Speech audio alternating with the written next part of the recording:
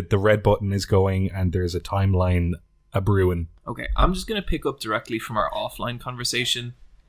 Speaking of Oscar films, is Space Jam 2 actually happening? Like, for real? I want to believe it's happening. I have no idea. Okay. And it's not Michael Jordan that's going to be in it? No, he's old now, and when you get old, you shrink, so he can't play basketball. Oh, that's so sad. Yeah, he's like 3 foot now. Yeah, he's 3 foot, and he's like he's like a walnut. But then, how did they shoot the last? They must have had tiny furniture. When you see him in the interviews for Last Dance, that's probably like a micro set, is it? Yeah. It uses like the trick perspective that's in the Lord of the Ring and Hobbit movies, that's where like really interesting. He's not actually sitting in the chair; he's like hovering. No way! Yeah. So he's like on like some kind of see-through platform, but then like 8 feet back from him is the actual chair he's sitting in. It's not even a platform; it's a man in a green screen suit, and he's sitting in his lap, and they just like just delete him out of it, and it looks like he's sitting in the chair behind him. It's a really, really important job, and someone has to do it, and they get paid $5 million. No, I've heard that before. They called him the stuffer. Yeah. This is media. This is how studies are done. Yeah. Mm-hmm. Yeah. This is how something for your eyes is made for your body. I'm sure there's a fascinating YouTube analysis video on like the risks and livelihood of stuffers. I briefly, before we started this podcast, I considered going the stuffer route, as most young men do at some point. So anyway, Space Jam 2 is who's going to be in it? Like LeBron James? They're gonna have who's a basketball player? He's the only one I know, except everyone from the 1993 to 1997 Chicago Bulls team. They're gonna have an assortment of Harlem Globetrotters, because I know what that is. I started listening to a meditation series by LeBron James. Really? Yep. What's it like?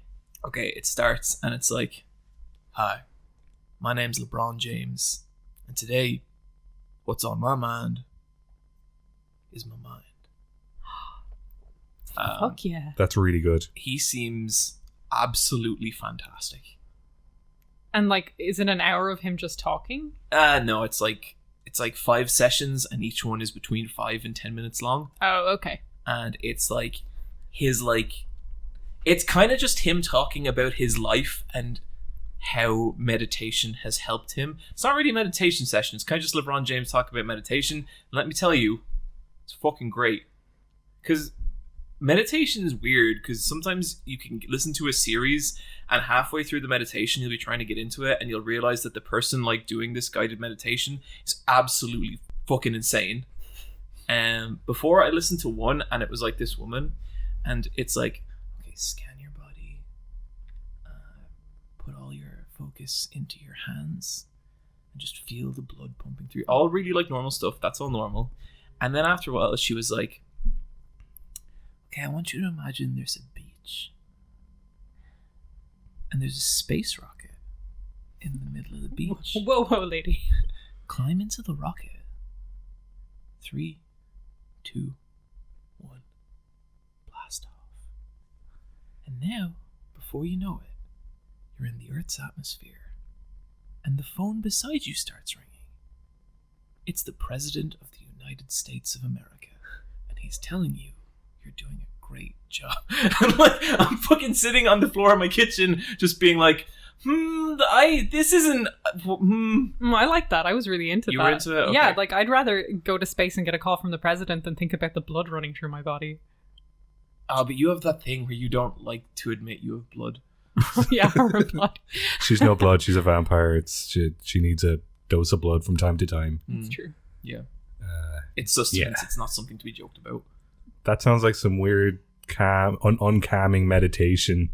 Yeah, no, meditation's really weird. And then people get like into like super into transcendental meditation, and the people who are really, really into like transcendental meditation get so into it. But then there's some of them who are like, yeah, it's very powerful. Don't go too far with it. And it's like, what do you mean? And like no one ever gets specific. They're like, listen, I'm not going to talk about what I mean. I'm just saying, if you ever feel something, don't reach back to it. And it's like, what? And they're like, look, I'm not talking about it. And it's like, okay. Don't cross over the threshold. Don't talk to the machine elves. Do not. No.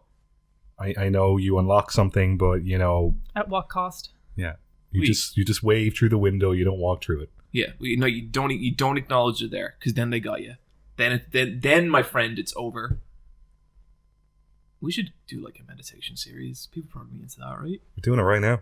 You think so? Yeah. Someone right now is having like the most serene moment of their life. Bryan.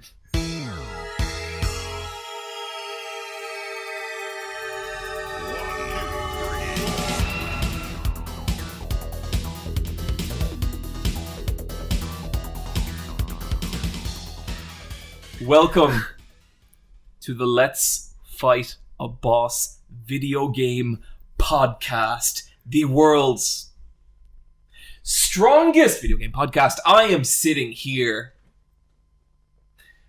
with the two most formative meditation gurus in all of this plane of existence.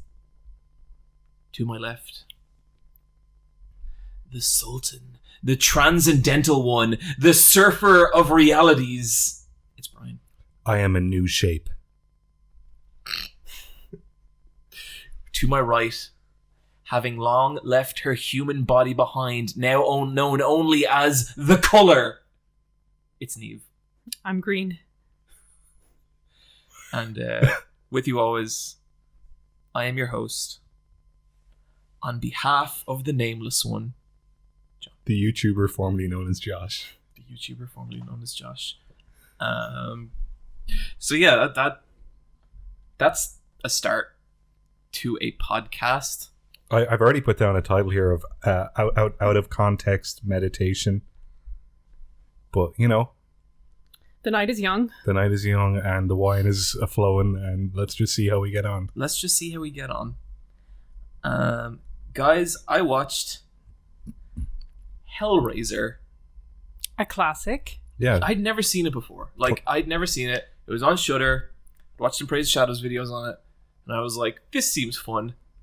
That is a great horror movie. God damn, it's so much fun. Or is it a romance for the ages? Okay, this is the thing. I did not know that movie was about a woman in love with an inside-out man. it's so tragic. It's so tragic. And, like, gotta say, he's a sexy fucking guy. Like, What's his name? Pinhead? He's sexy, like, he's really sexy, like, when he has his skin. But later in the movie, when he's just all flesh and blood, still kind of got it. And I think you have to have an intense amount of charisma as an actor to be able to pull that off.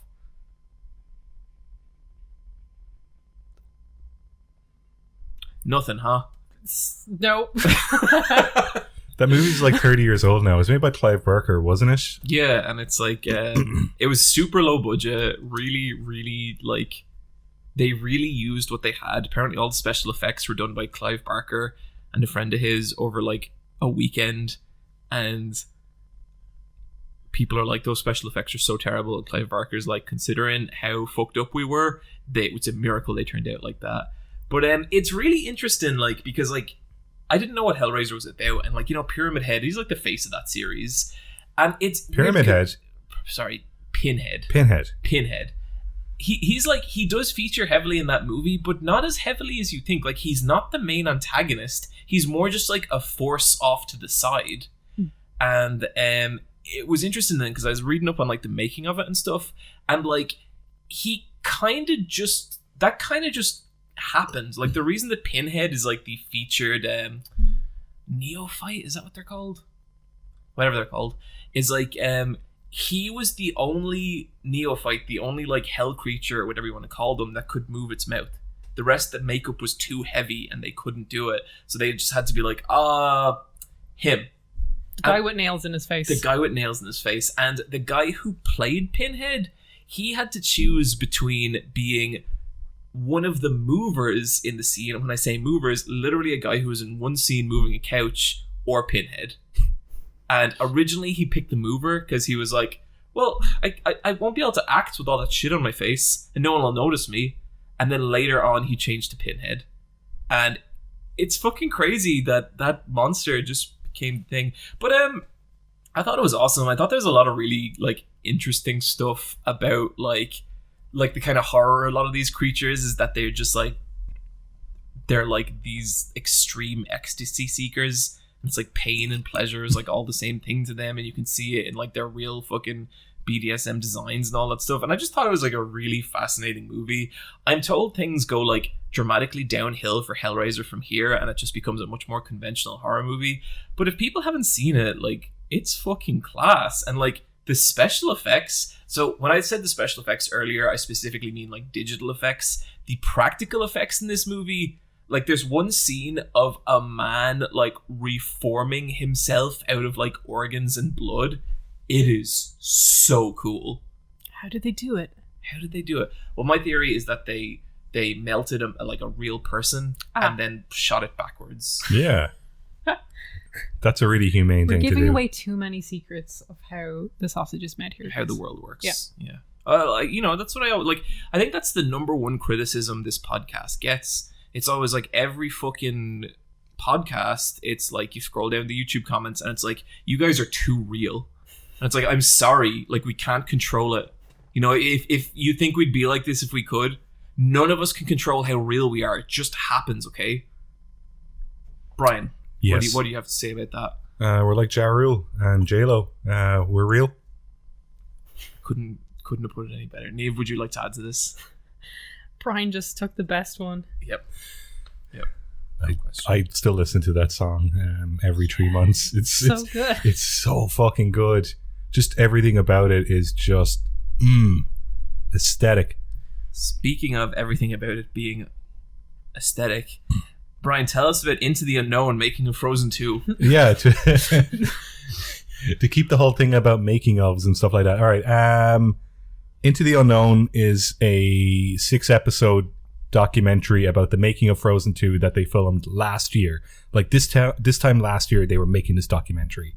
And it's about Frozen 2 and how it went from pre-production to post-production. And it's on Disney Plus, and Disney Plus have a lot of documentaries because they have all the National Geographic stuff as well. It's a really, really good streaming service for documentaries. I feel it's like I think it's what I watch most. Cool. That and Simpsons, but I'm nearly out of old Simpsons, so I'm watching more documentaries now, I guess. What season of Simpsons you on? 9.5. Oh, savor it, buddy. Yeah, there's some good episodes in season 10, but not really. No. Yeah, I remember like the shocking part is the drop off from 10 to 11. Yeah, that's just like a dive bomb. Yeah, it's just a completely different kind of humor. Anyway, Brian, Frozen. Okay, so I saw Frozen 2 6 months ago, and it was fine. Didn't really enjoy it as much as the first movie. I think thematically it's not very good, even though technically it's fantastic and the songs are great. It just doesn't really have like as much of a soul as the original film, I guess. But I was really curious to know, like, not so much what went wrong, but like, how did it turn out this way? And I love making of for movies. I think some of my favorite like making of movie documentaries are in movies that like I don't particularly like. Like, I don't like the first Evil Dead movie at all. I don't think it's a good film, but the making of Evil Dead is so much better than the film itself. Because it's just them going around to dentists and doctors and pitching the script and like some of the like proof of concept footage, because and they'd be like, if you give us $10,000, you'll get $50,000 back in the box office. Because horror movies make a shit ton of money. Like, and I love those kind of stories. Yeah, that's cool. But with the making of Frozen 2, I guess the big kind of burden on them is like, how do we recapture the original film again? But why did... it's just like, why do you even go from that perspective of how do we capture what was weirdly lovable about the first one? It's like you stumbled into it as an accident. You know, people just responded to it, and trying to kind of capture that for a second time deliberately is just... That is talked about constantly throughout from each department. Everyone is kind of like, do you think this will be like there's one bit where there's two animators talking, because it follows kind of people of all different levels on the production. But there's one bit where they're filming two animators and they're talking about like, which song do you think will be this movie's Let It Go? That's such a hard thing to try and do. Yeah. None of them. Spent a lot of time with a certain game recently, and I've come to see how horrifically it is one man trying to recapture his past, and it is a nightmare. Sorry, Bryan. Frozen 2. No, it's okay.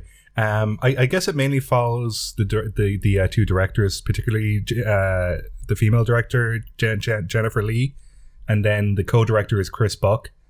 And so you get to learn a lot about both of them, and they both seem like really interesting, creative people who are into collaboration. It follows the Lopez's, that's Robert, and his wife, whose name I can't remember. I'm so sorry, Mrs. Lopez. Jennifer, I believe. Jennifer Lopez. J-Lo for short. Their stuff is super interesting just because What's their position in the film? They write all the music. Okay. Or, well, they don't write all the music, but they write all the songs because they have a different person doing like the score. Yeah, but she has a lot of experience in like the kind of pop and R&B. Yeah. It's true. Did they write the ones for the musical? Yeah. Well, I assume there was 2 new tracks or 2 or 3 new tracks in the musical. Potentially, yes, because it seems like with them, they just churn out songs, and some of them don't even make it into the final picture. It's nuts that people can just do that. Yeah, and like it's so cool to see their setup because they're based in an apartment in New York, and they're working over video call with the main Disney animation studio in LA, and it's just them going like, okay, and like it's weird because like the songwriters kind of write the script as well, where like it seems the way Frozen 2 was made that this time last year didn't have a final script.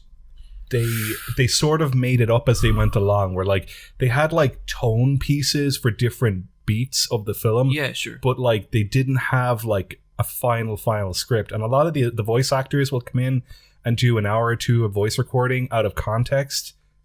And lot of that shit. This sounds like a bad way to make a movie. Can't argue with the results, Niamh. Frozen 2, everyone's favorite.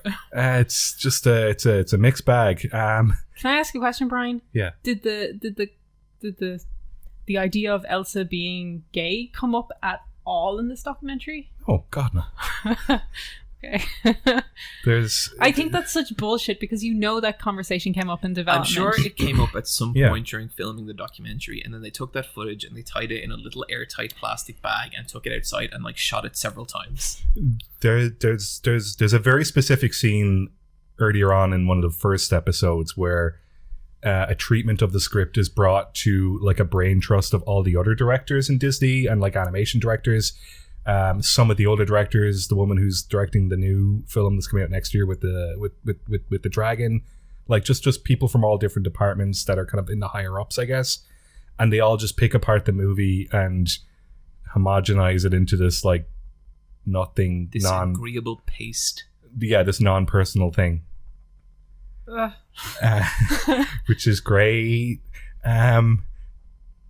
What else is there to say? Also, you know how like they showed the trailer, like the first teaser trailer for Frozen 2 was shown before Captain Marvel last year, so that would have been in March 2019. Those are all shots that they animated and didn't know what they were for. Oh my God. And so in spring 2019 they started animating the movie and they weren't sure where it was going to end up.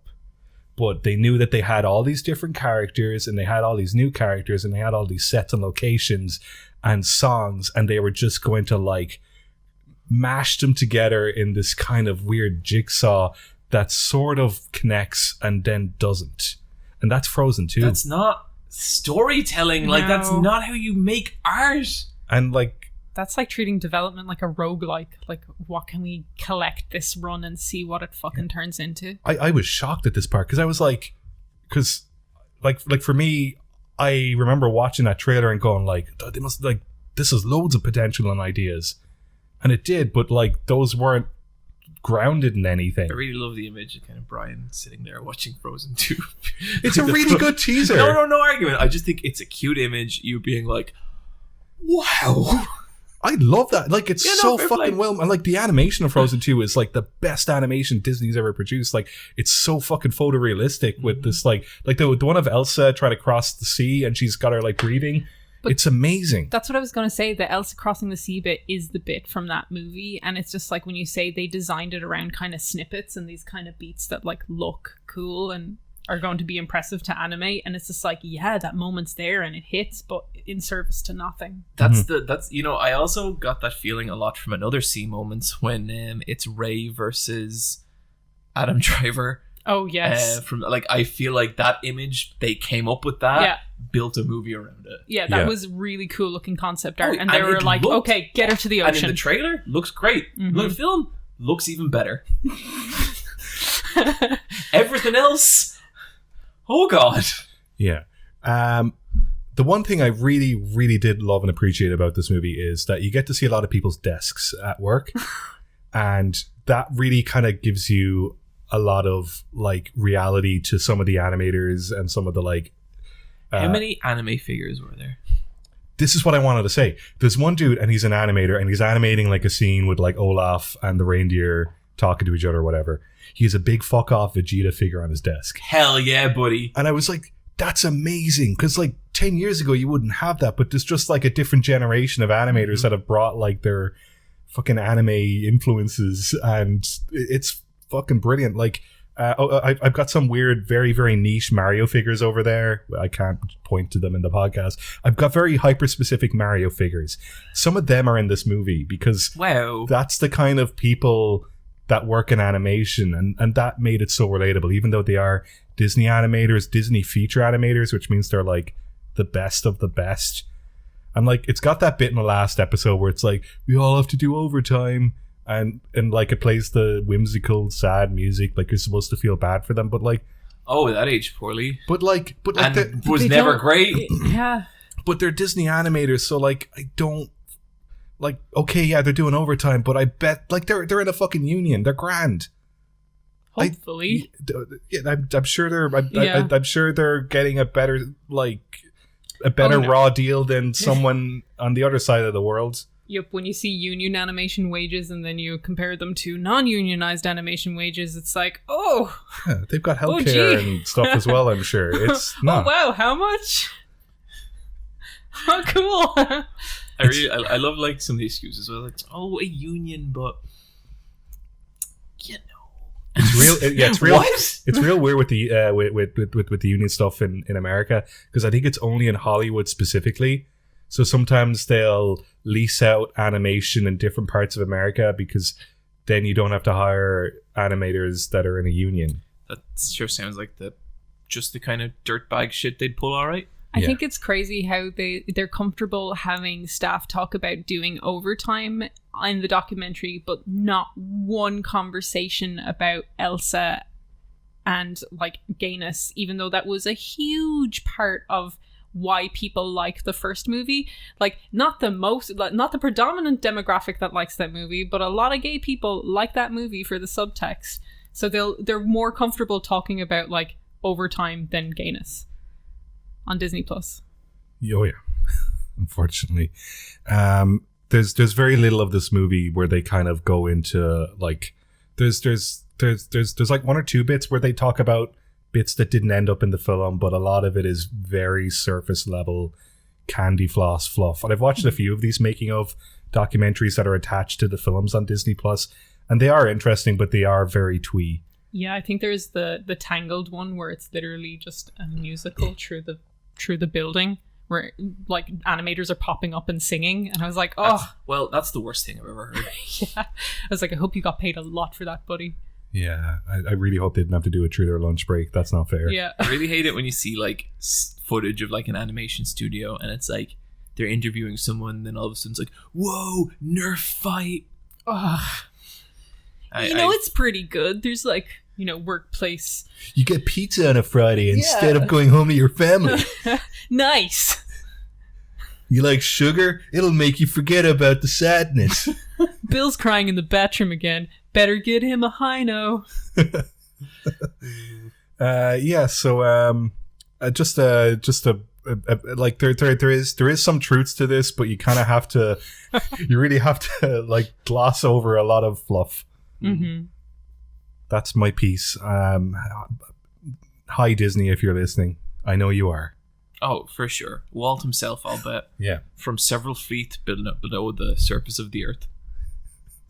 Guys, I watch Freaks and Geeks. Oh, fun. Yeah, I love that show.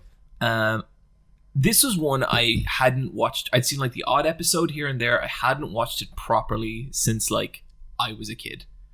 And I was nervous going into it because shit that seems like so like edgy and like adult and stuff like that.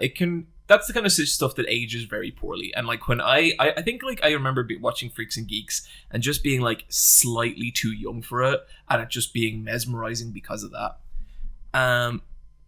The first episode or two, I was kind of like, oh, okay, this is actually a much simpler show than I thought it was. But then when you get past that, the more you get into it, the more it really starts to open up, and the more it really like starts digging around in those characters, and it's fantastic. If you don't know about it, it's like a 19-20 episode series. Yeah, from 20 years ago, set in 1979. Yeah, I think so. Or maybe 1980. It was cancelled after that. It was cancelled after that run, but even just like with the 20 episodes it had, hugely influential, like crazy. And it's really interesting looking back at that because like this was such a massive thing. Like Donald Glover's song Freaks and Geeks, the fucking punchline to that song is a reference to this. Yeah. And it's interesting looking back to seeing why it was. And like I think what it really did differently from a lot of like early 90s shows, it's like it did focus on the weirdos. It did focus. It wasn't about jocks. It wasn't about popular kids. It was about these fucking losers, Yeah. And it so effectively conveys them. Like there's two groups. It's basically about this brother and sister. The brother hangs out with like all the kind of the nerds or geeks, you might say. Yeah, the more academic, high-strung nerds. And then there's particularly he hangs around with these two boys. And that trio of boys are so believably awkward and goofy in a way that is like not stylish, not sexy. There's nothing about these boys that like is aspirational. They are fucking nerds, and it is, you feel it. Like, there was a cringe to these scenes. It's like the kids from Stranger Things without the gloss of nostalgia and like retro coolness. Yes. Like they just kind of suck. Yeah, they just kind of suck. And like they're all good people, but they're so bad at life, and then they really get bullied. Yeah, they have a shit time in high school. And then like the other group is his sister, who's like this former mathlete, and she has kind of fallen in with the burnouts, the like freaks, like basically like the stoner kids of the school. And the way they're conveyed is so believably like, wow, these people's lives are going nowhere. Like they have no aspirations, and it's so interesting how that's communicated, because like there is an appeal to these people. There's one guy played by James Franco, and he's the kind of cool burnout. Like he's really sexy, and he's like he's very like handsome, and like he's very like kind of mysterious and all this, and he is so like weirdly kind of just charismatic and believable in that role. But the more you watch, the more he starts to become this like kind of sympathetic character. But then the more you watch, the more you realize that is like an act he has constructed, and it's something he just uses to get himself out of like difficult situations. And the moment Lindsay, one of the main characters, realizes it, it's such a great moment, because she just starts laughing. Like he tries to basically pull this massive sympathy act, and she just laughs and laughs and laughs, and the episode ends, and it's fucking great. And then some of it's just like, it is very like, nearly like painfully relatable. There's one episode where three nerds all start hanging out with this girl, and she's really cool, and she's really nice to them, and she just sees them as a bunch of friends, and they're all like completely in love with her. But it's mostly just sweet. It's just them hanging out and having a good time, and it's this relationship where like the boundaries of high school don't apply. she doesn't really care that they're unpopular. They're really happy to be hanging out with her, and it's just really nice. And the last shot of it is her going to sit with the cheerleaders, and they're just like, yeah, but like, we'll see her again, right? And they're like, yeah. And then the episode ends, that's it, and you never see that character again. And it's like, fuck, because like, I think that's a pretty relatable thing, being a teenager, when a friend kind of moves on from you or something like that. And it's just a really good show, and every actor in it is like really committing so hard, and it's aged beautifully. I think it's really, really cool. They're all still famous today. Yeah, I was gonna say, this is a lot of people's like big first time big deal gig, like Seth Rogen, Jason Segel, Martin Starr from Silicon Valley, who still plays nerd characters. Yep. James Franco. My favorite character was Kim. Busey Phillips, who's like a talk show host now. Kim scares the shit out of me. Yeah. That's why I liked her. I knew girls like Kim. Yeah. Like all my life. Like, I like tough girls. I can't handle Kim. She's amazing, but she scares me. She's tough because she needs to be tough. She's gone through some shit times, some shit trauma, and like it makes her mean sometimes, and there's like a cruelness to her, but like there's such a crazy, and like where I am, I'm still in the first half of the series, and like we've barely got like a peek at like who she really is, and like right now she's just intimidating and terrifying, but I remember really liking her as well and the other stuff. So yeah. Did you get to the episode with Ann Perkins and she's a bully in it, and Kim Kelly fights her? No. And they have a bully off? It's a good episode. I can't wait. Yeah. Freaks and Geeks just holds up. I think if you're people should watch this. If you have not seen Freaks and Geeks, go track it down, because it's still just, I don't know, technology has moved on, everything has moved on, but it's so universally true. Completely. In a way. Like, I think the uncomfortable parts of this show are just uncomfortable because they're so relatable. Like, it's not cringe, it's not cruel either. It's just natural, like it doesn't overplay like how hard it is being a teenager, and it doesn't really romanticize it either. It's just this really beautiful middle ground, and I'm loving it. Like, it's so good. It's created by the guy who directed Bridesmaids. Judd Apatow? No, Paul Feig. Oh, yeah. And then produced by Judd Apatow. But yeah, like it really like established like Hollywood comedy in the mid 2000s up until like the early 2010s. Good at like social dynamics in small groups. Yeah, for sure. Yeah. Niamh. I finished season 2 of What We Do in the Shadows.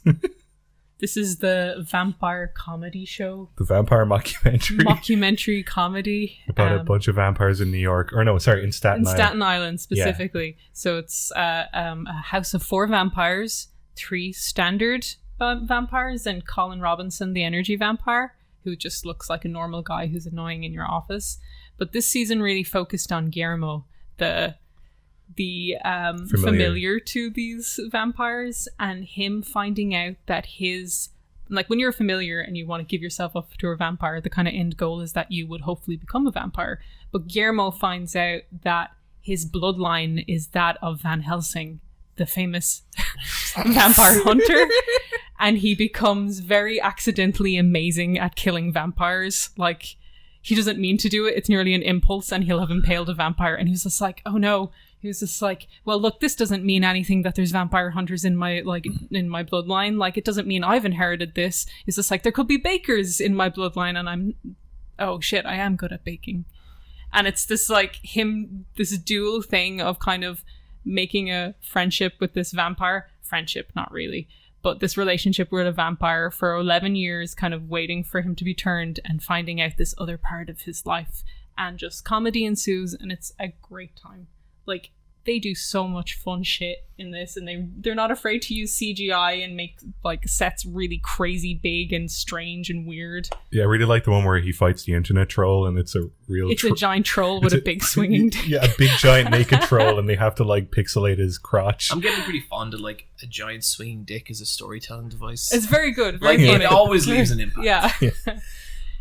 Like, they go into a room that's like endless walls of doors. Like, they really like Oh yeah, I love They the witches have a episode. budget. Oh, the witches episode is so good. Are the witches scary? The witches abduct the vampires to milk them for their magical properties. We need their seed. I like how sad and horny they all are as well. Yeah. Oh, but that's vampires. I love how down they get vampires. It's like they're sad, pathetic, and horny, and just really into feeling good and excess and giving into impulse and stuff. And like they really get like the drama and kind of hilarious, I don't know, dual tones of a vampire where they're really excessive creatures, but also like dead. I like the episode as well where they meet their ghosts because they've obviously died, so their ghosts exist, but it's just them talking to like a duplicate version of them with like ghost effects on top. I had to question the logic behind the ghost one because like it's like a dual person. I was just like, wow, how does that work? Does that suggest that like the vampire essence is like a parasite that's taken over the host? What they are parasites technically. Like they look like humans. They like live among humans, but they feed off humans. They have interesting vampire lore in this where like they can't eat human food because they'll just projectile vomit. Yeah, enough to just launch them into the air, but they also feel cold and they have to burn a fire to keep warm. So it's like it's some interesting vampire lore going on there. Like it's not often that they mention stuff like that, but when they do, it's kind of like, oh, that's a fun tidbit. I love the one as well where Colin Robinson's energy is getting like overloaded and his head is getting like all Junji Ito. It's just getting like it's like towering vertically. It's really upsetting. I like that they're willing to do lots of like visual comedy, like silly things like blowing up someone's head, like that kind of stuff. Yeah. Because you don't like, there isn't a lot of space in standard comedies to mess with shit like that. I feel like especially in like from like basically like 2010, so many comedies were so dialogue focused and there was so little visual comedy, and I feel like it's only now starting to make kind of like a big comeback. And it's great to see because like visual comedy, it's fucking brilliant. Yeah, it's so good. Like I think the first Netflix series where I really saw that big return into physical comedy was Kimmy Schmidt, and kind of just absolutely, yeah, just letting funny things play out in that way. And this really has that vibe to it where they're just like, it's going to be wild, it's going to be wacky, and they're going to do stupid stuff to make you laugh, and it works. I think one of the hardest I've ever laughed at anything, I've probably said this before on the podcast, but it's like there's an American football player and the joke is that he's doing a version of Cats in Kimmy Schmidt, and like all the joke is it's him on stage doing Cats, and then someone in the foreground, you just see a shadow stand up to leave the theater, and it cuts back. Whatever it is about the timing, it's just that person getting pissed, standing up to leave, and then an instant cut back. It fucking ruined me for about 3 minutes, and I'm not lying. Like I lost it, and it was so good. That's a great show. And it sounds like What We Do in the Shadows is also a great show, Niamh. Yes. Emotional when it needs to be, and very funny, and full of comedy that only the subject matter of vampires could bring. I think vampires are so fucking funny. Yeah, it's just like, it's hilarious as a concept. Guys, what say we move into our strategy talk?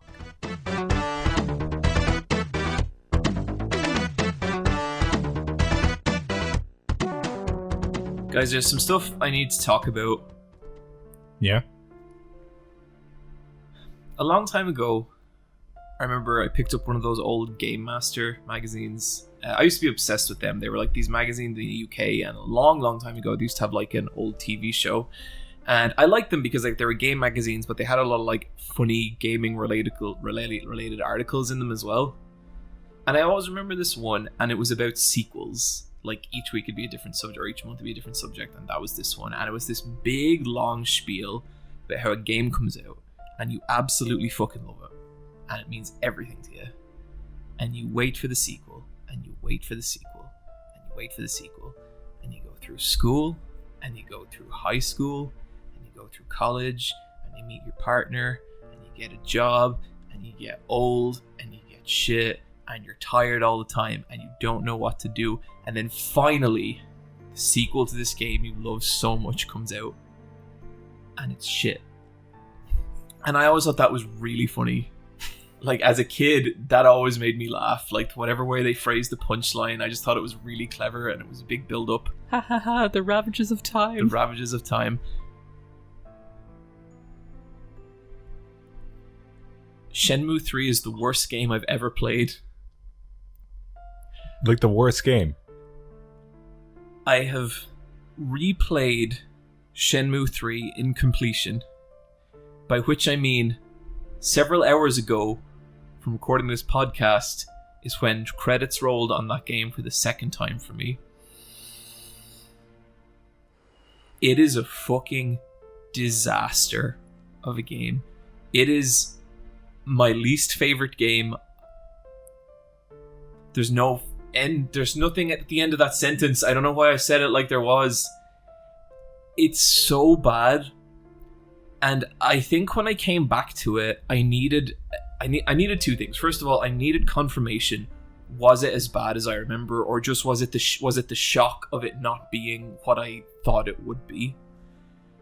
It's so much worse. It's fucking crazy, okay? And like, I'm not exaggerating this. If I sound like weirdly emotional, it's partly because I've drunk a little bit of wine, but it's also partly because this game has fucked me up. Because when you peel back all the layers of what Shenmue 3 is, and when you see it at its absolute core, and you understand what this game is to the person who made it, it's the most tragic shit in the fucking world. And I don't know what to do with that. Is it tragic though? Deeply. I know from a gameplay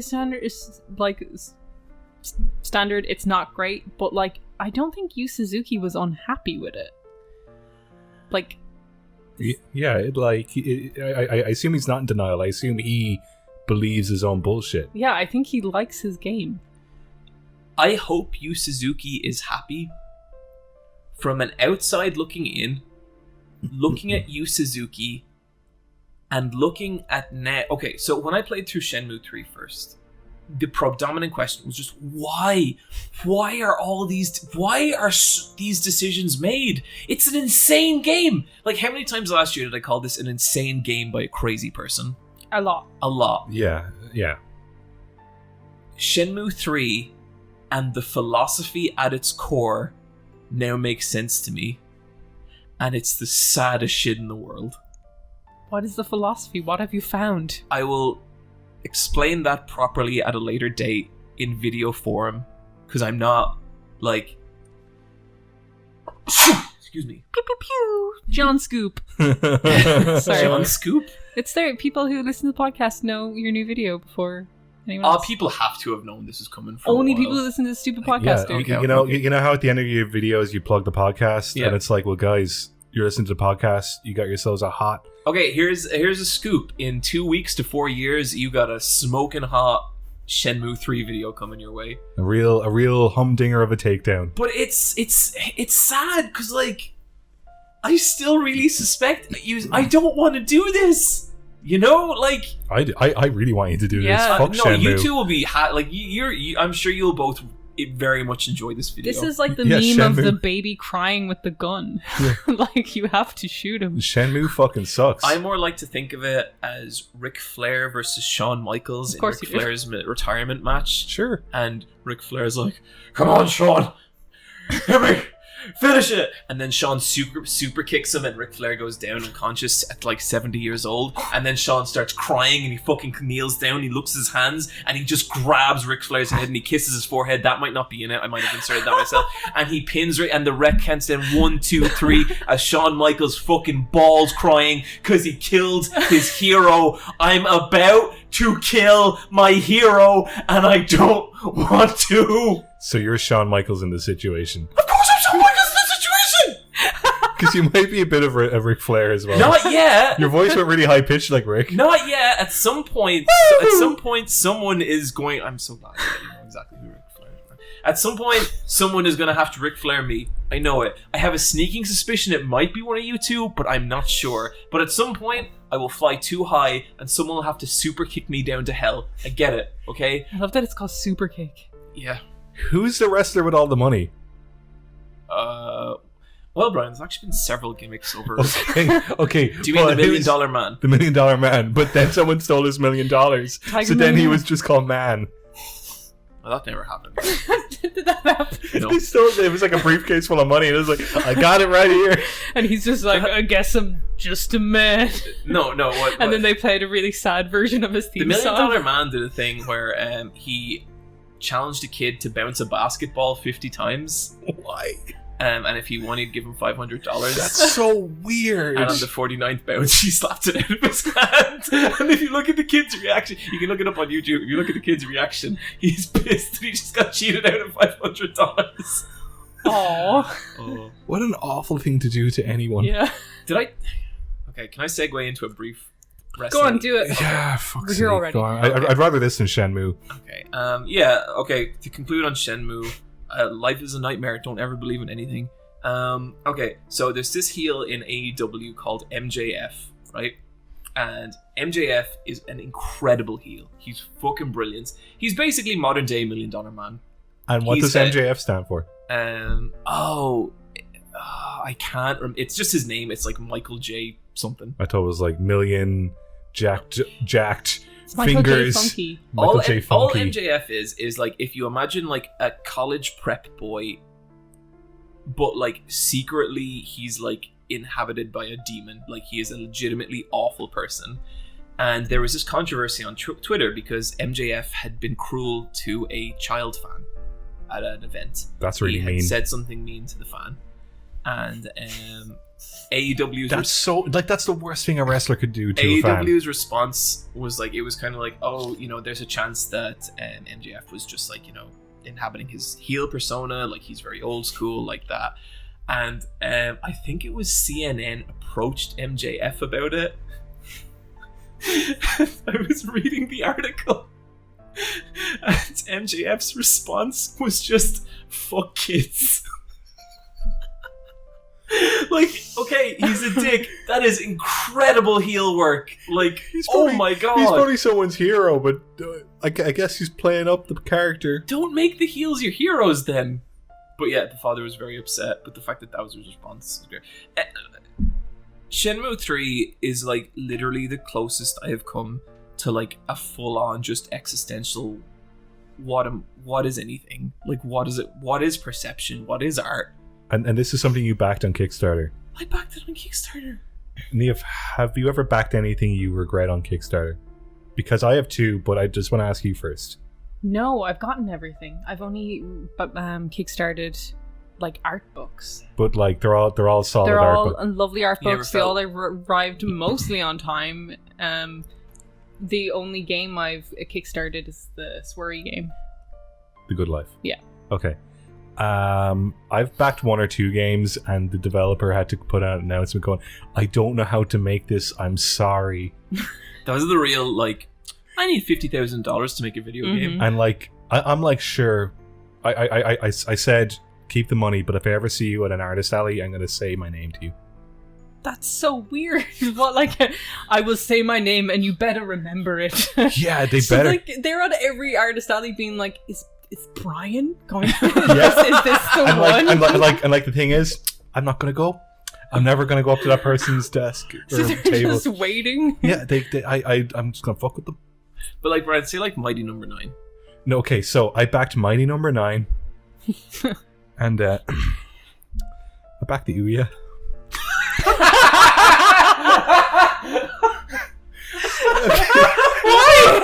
Okay.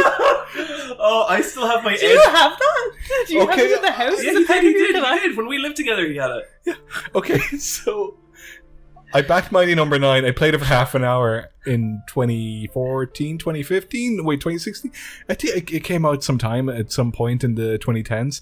I played it for half an hour and I was like, I hate this. And then 2 months later, it was free on PS Plus, and I was like, I really hate this. So Bryan, you know the way Mighty Number 9 feels like? It just feels like a cheap, shitty game that like nothing came together. It kind of feels half-assed. Like the person at the center of it maybe didn't give a shit. Keiji Inafune did not fucking care. Yu Suzuki cares so much, and he has tried so hard, and with the resources he gathered, he did an incredible fucking job at putting together a technically competent open world game. It's absolutely everything else that's the problem. It's every decision he made. It's every philosophy he had. And I'm going to stop talking about it. Okay, so the Ouya. The Ouya. I still have my Edge magazine that says Ouya, the future king of consoles. I got the Ouya. It arrived, and I opened it up, and it said, "Thank you for believing." Oh my god! And I took it out, and it was fucking tiny. And then I took out the controller, and I like pressed my thumbs against it, and I was like, "Ew!" The Stradivarius of controllers, Bryan. Like I put my thumb down into the buttons, and I could feel my skin being pinched. Oh no! And I was like, "Oh, this is bad."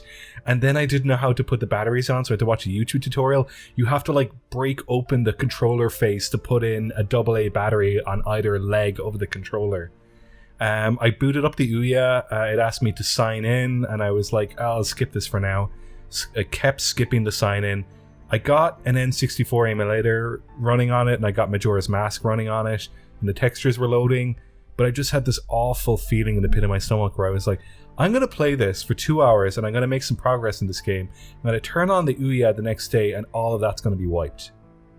And I just shelved it for 6 months. Then I put it up online on adverts.ie, and I had it. I think I backed that thing for like €90. Put it up on adverts for 100. Someone bought it right away. From the very moment you mentioned Ouya, I said, I bet that he's going to mention the profit he made off it. Oh, I know. I absolutely. I'm part of the deal, Bryan. I'm so glad I bought the Ouya because I made €10 off flipping that shit. Oh God, Bryan. So yeah. There you go. There is some silver lining to this, like condemning Kickstarter bullshit. I'm gonna make some fucking money off Shenmue 3. It's the only thing. You just gotta fucking complain until you get some money out of it. It's the fucking Irish way.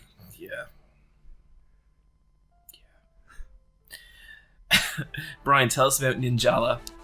Ninjala is a free-to-play Splatoon-alike on the Nintendo Switch that was supposed to come out a couple months ago, but now it's out and I've played it, and not super into it. But I played it, and I'm glad I played it because I was very curious about it. Is it nice looking? Oh, it looks great. They've really captured the aesthetic of Splatoon and kind of like gone in a different direction with it, because I guess Splatoon is like, these are like super kind of chibi looking teenagey kid, like urban kids in an urban environment, but their whole thing is that they're squids and they have ink. In this, they are ninjas and they use bubblegum. That's kind of cute. Yeah, and like it really feels like its own thing, and it feels like a nice derivative of Splatoon without like ripping off Splatoon completely. That's impressive. And like it's got some cool mechanics where like you can run on the walls and your attacks are based more on charge ups and getting into like a sphere of your enemy or opponent rather than like a ranged attack or like it's got different mechanics. Is it more like melee focused? Yeah, it's melee focused, and it's also a battle royale, so it's like Fortnite, I guess. Oh, weird. Are people playing it? Yeah, they are, because the game is free to play. Oh, okay. And it's fun enough making your character. You have your base template, and then from there you can unlock a lot of items and really customize your character so it looks one of a kind. It seems like there's a lot of variety to how you want to make your avatar look, which is great. The game is so cloud-based, though. Like the first, and I've never seen this in a game before, but the opening cutscene starts playing, and there's a timeline underneath, as if it's streaming from something, and it has like a time. It's got a timeline scrubber and like a full screen option, and I was like, what the fuck? Oh my god, the YouTube generation, that's so fucking weird. Yeah. For a cutscene? For a cutscene. Tap, tap, tap. Yeah, and I've never seen this in a game before where like... And is this an aesthetic thing or a technical thing? It's a technical thing. So like the cinematics of this...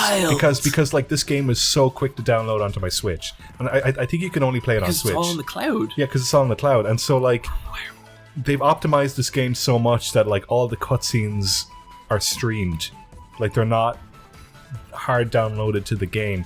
Like I think the only thing you have in your game really is like your user information. That's wild.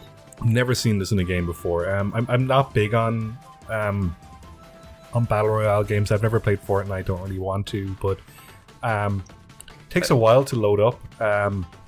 It's 8 players against each other. and the matchmaking takes about 2 or 3 minutes, and the game takes about 2 or 3 minutes. Ooh. That's not very good. It's not a battle royale unless it's 100 people, or at least over, I don't know, Yeah, 50. It should be a Otherwise big it's more old. just deathmatch. It's just deathmatch, Yeah. team deathmatch. But they say battle royale because I I think guess that's just the name That's- Yeah, that it is. people Pushing their luck. associate to like online play now. yeah, it is. It's interesting. Yeah, it definitely didn't feel like it definitely didn't feel like you were one of 100. It like it loads you in and you see all your other opponents on like opposite corners of like the stage. The way you played is real weird because like a lot of your attacks are charge ups, and like I guess this is probably a better game to play if you've never played Splatoon because you have to unlearn so much of your like reactions to Splatoon. Because like the shoulder buttons in this do special attacks, but they need to build up over time. So I kept using them, thinking I could use them, and you just get this really like obnoxious noise. So I kept hearing that a lot because by default, because I'm controlling a character that looks like a Splatoon character, I'm just sort of like honing in on buttons I shouldn't be pressing. Which I guess is kind of a more me problem than a game problem. That's a real first-person shooter problem. You go into any like game like that and you try out all the triggers to see if it's like your destiny or whatever. Because like there is a language for that stuff. Like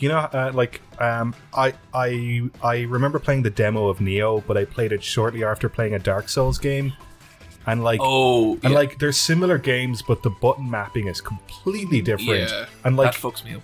And so I'm playing it and I'm like, I have all these bad habits from a different game, and like this game is trying to teach me its own mechanics, but I can't unlearn Because it's muscle memory. Yeah. But do you guys ever like change your button mapping to accommodate your muscle memory? I actually don't. Sometimes I do. Yeah, it depends on the game, but yeah, no, I do. I usually find if I'm pressing something that I think is jump and it's not jump, I'll be like, well, I'm clearly going to that as a more comfortable option, so I'm just going to change it to that, So I end up like, I've started button mapping things a lot more. I think something about me kind of enjoys the process of adjusting. I don't know what that's about, but I think it might be something to do with fighting games because like so many of them are like side on 2 characters, but then the buttons do totally different things. Yes, Yeah. it's kind of even part of exploring that fighting I game guess is so, exploring the yeah. button layout.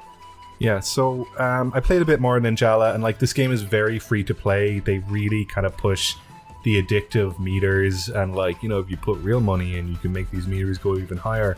And whenever I see that stuff, it's a big red flag for me, where I'm like, because like I do get addicted to that kind of stuff.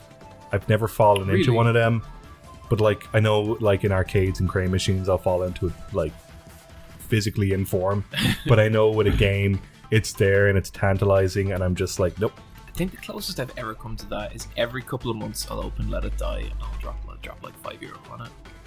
But you That's played fine. like a lot of you've played hours in this. so much Yeah, of that. and like I'm happy to do it. I think that's a cool game. I don't like that, like you're saying, Brian, people could get addicted to it because I'm not one of them. So I do think like there is something predatory about it, especially when it's like, you do like a run and you die and you're out of extra lives. So they're like, well, for one of these golden skulls, you could come back right the way you are now, and that is kind of gross. But for other people, because I know that's not going to really affect me. That stuff does affect me, and I fall into it super easily, and I have to be like, I'm not going to touch that because that will be bad. And like, as an adult, I can choose to kind of do these things or not, but like these games are so targeted towards children that it's kind of like, this like, looks like a children's aesthetically, game. It totally, is. totally. like that's really like fucking gross. And the way you set up an eShop account, well, I guess on the Switch it does have a lot of parental stuff, but I guess if you're like a late teen, young adult, it is a very easy hole to fall into where you set up your account without your parents' permission. I've heard a lot about parents who are like, yeah, my kid just bought $50 worth of this stuff, like, and he didn't even know what he was doing, Yeah. It's all set up, ease of use. Oh, you don't have enough coins, buy enough coins. Okay, go into that, and like it's like quick pay stuff. Confirm. It's just Yeah. like, okay, well there you go. Yeah, it's got the dark patterns and the light patterns, and the ones the easier route is always the money way. So I played a bit of it, and I could see myself like I'd need to grind a lot, and I could see the easy uphill route with the money, and I just switched that off. I was like, no, it's How's not for the me. music? The music and aesthetic is great. Like it's a cool game. It's cool that they nail that stuff. I Like guess. I've seen some of the concept art, and I've seen like some of the character designers showing like bits from their portfolio. Like it looks amazing. They really should be proud of their work. It's just it's a shame it's in this weird, shady kind of business model. Yeah, I get you. Especially like when it's aimed at younger kids. That's the part that kind of weirds me out. Yeah, I really don't like that stuff aimed at kids. Like last year with that Kirby game, I really didn't like that game just because it was using something that's like aimed at preschool kids sometimes, because Kirby is so universal for all, like for such a big demographic. Yeah. I remember you taking Kirby out back and just shooting him. That was so sad. Yeah. And that's the most recent next to Rio's body. That's the most recent Kirby game as well. What's it called? It's Kirby Super Clash. That is like a very harmful game using a harmless character. I don't appreciate that stuff. Yeah. Not for me. Not for you, Bryan. Guys, I played What Became of Edith Finch, or What Remains of Edith Finch. Remains. Yeah. What? Yeah. Yeah, What Remains. Edith Finch. Edith Finch, the game. There she is. There she is. I streamed this as part of a GameStop Spot stream with Timur from GameSpot, who is just the sweetest man. Absolute pleasure to hang out with him. I think he listens to the podcast sometimes. If he does, hello, Timur. Hello. But you've played this game, Niamh? I have, yes. Okay, what's your take on it? I liked it. It was like a storybook. Yeah. Like it was like beautifully realized in like such an interesting way. Yeah, so it's kind of like one of those like exploration-based games like Devotion or Gone Home. Mm-hmm. And it takes about 2 hours to beat beginning to end. And I think what really impressed me about it was kind of just the density in it, like in terms of memorable things happening per every 10 minutes was just like, oh shit, look at this, and look at how they've like, basically you're this girl, you go back to their family home, and it's the process of you uncovering how each of your relatives has died, and you see their final moments, and the way they die are just constantly weird and interesting and surprising and cool, and it's all from a first person perspective. Like you might go into one memory and it's like a little boy on a swing set right at the edge of a cliff, and every time you swing you're getting closer to the edge, and it's all really beautifully done and really, really highly produced, and I really enjoyed the game. I thought it was great, especially the final sequence where you're the fish factory. That was like, never seen anything like that before. That was really, really fucking cool. What Became of Edith Finch has like a lot of people are very emotional about that game. Like it's like a very, I think quite a like deep experience for a lot of people. I think me personally, it wasn't that. Part of that could have been that it was on stream, but part of it is I think maybe just like what it was saying, it said really well, it just didn't resonate with me in a big way. How do you kind of feel about that? I felt the same. I didn't really connect to it, and I kind of expected I would because that's what I'd heard about it. Yeah. And like its meditation on death was really interesting, but it wasn't my meditation on that kind of stuff. You know what I mean? And also maybe just something I kind of haven't like, something I've heard before. Yeah. You know, I like it's beautifully done, but the message for what it is, it's kind of done before. Also, maybe just a little bit, and maybe just me, but I think this and Devotion are very similar in several ways, and Devotion just hit me harder. You know, I thought Devotion was a much more. It was a very harrowing story. Like, there's no whimsy in Devotion, you know, and this is a very like whimsical game and kind of stuff like that. And I think they're both like seminal points in this genre, but I nearly think whichever one you play first is nearly going to be more impressive because of that. Yeah, I haven't played Devotion, but it's like there's seemingly a very big difference in tone. Very big difference in tone, very similar in terms of mechanics. Yeah. And like how they present you with specific scenarios. Like Devotion is also a first-person exploration game where you jump from the point of views from different family members to like convey a story. But and maybe part of it maybe is just I love horror. You know, I love horror. I love disturbing shit. Devotion is that. You know, but But also, like, to Edith Finch's credit, I think it's a smoother experience than Devotion. Like, you know, you kind of just glide through Edith Finch. If you get lost, which I did on the stream, it's your fault. You know? And it came before it. Like, it came before it. It's all like I think a lot of these experiences are building blocks on each other a lot of the time. Yeah. And I don't know, like, what the genesis of Devotion would have been. I wouldn't be surprised if it was influenced by Edith Finch. But if it wasn't, they are absolutely, like, drinking from the same pool, you know?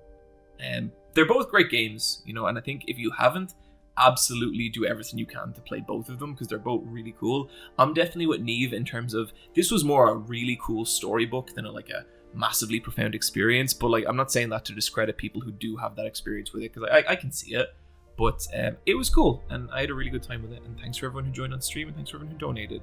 It raised a cool amount of money. Bryan. Yes. Tell us about Superliminal? Superliminal. Do you guys know what this game is? Wait, yes, hang on, Bryan. This is on my to-buy list. Is this like Subliminal, except super? No, it's Superliminal. This is a... Really fucking slapped down a bit there, didn't you, Bryan? I'm been readying that all fucking day. I'd say thought I'm going to pass this one off to Bryan, and we're going to go back and forth, and we're going to take it up and down. It'll be then like a Niamh's going to dance. come in with a singer, like a zinger right at the end, but no, just fucking slap it down. I didn't want to make a subliminal. I just wanted to fucking just hurt you. Tell us about your fucking game, Bryan. Superliminal is a game that just came out on the Switch, and I'd seen footage of it a year ago and thought that looked cool. It's a 2-hour game, and it's in first person, and you are... Good stuff. And you are in a testing facility, and the gimmick of it is that you can shift the perspective of objects. To start with, the game evolves. But the core mechanic is shifting the perspective of objects and your surroundings. And so, I guess, seeing something really far away looks really small, and something really up close looks really, really, really big. But if you pick it up and drop it, then the really small thing gets big, and vice versa. And it's I think as a game, that mechanic is lots and lots of fun. And they have a lot of puzzles, and you'll go into a room and you can't take the object out of the room with you, and you have to figure out how to get through the next door with the object and solve the puzzle. It's a lot of that. The game is definitely like a hybrid of the Portal games and the Stanley Parable.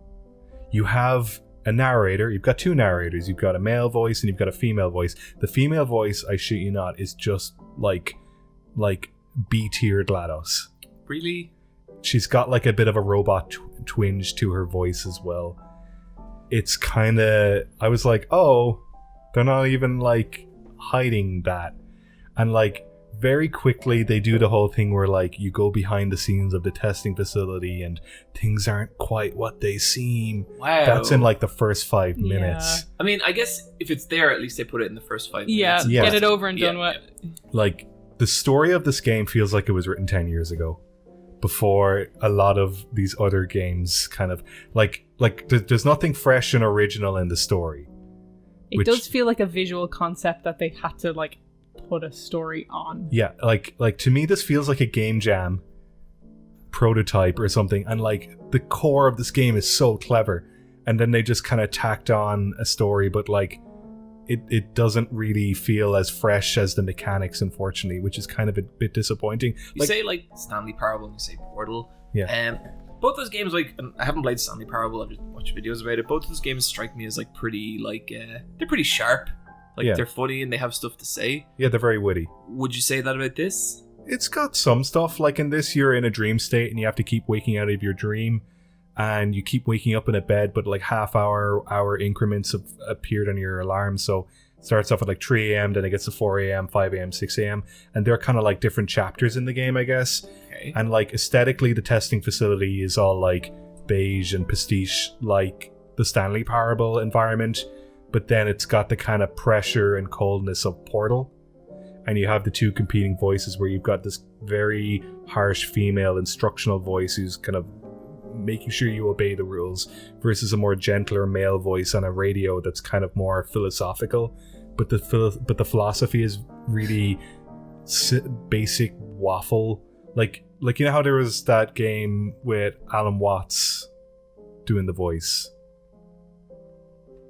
And anyway, there you know how there's a bunch of games that have philosophers talking, like they'll get real existential and they'll kind of like they'll delve into stuff, and it wasn't the Braid guy, was everything. it? Everything, yeah, that's it. Everything, by David.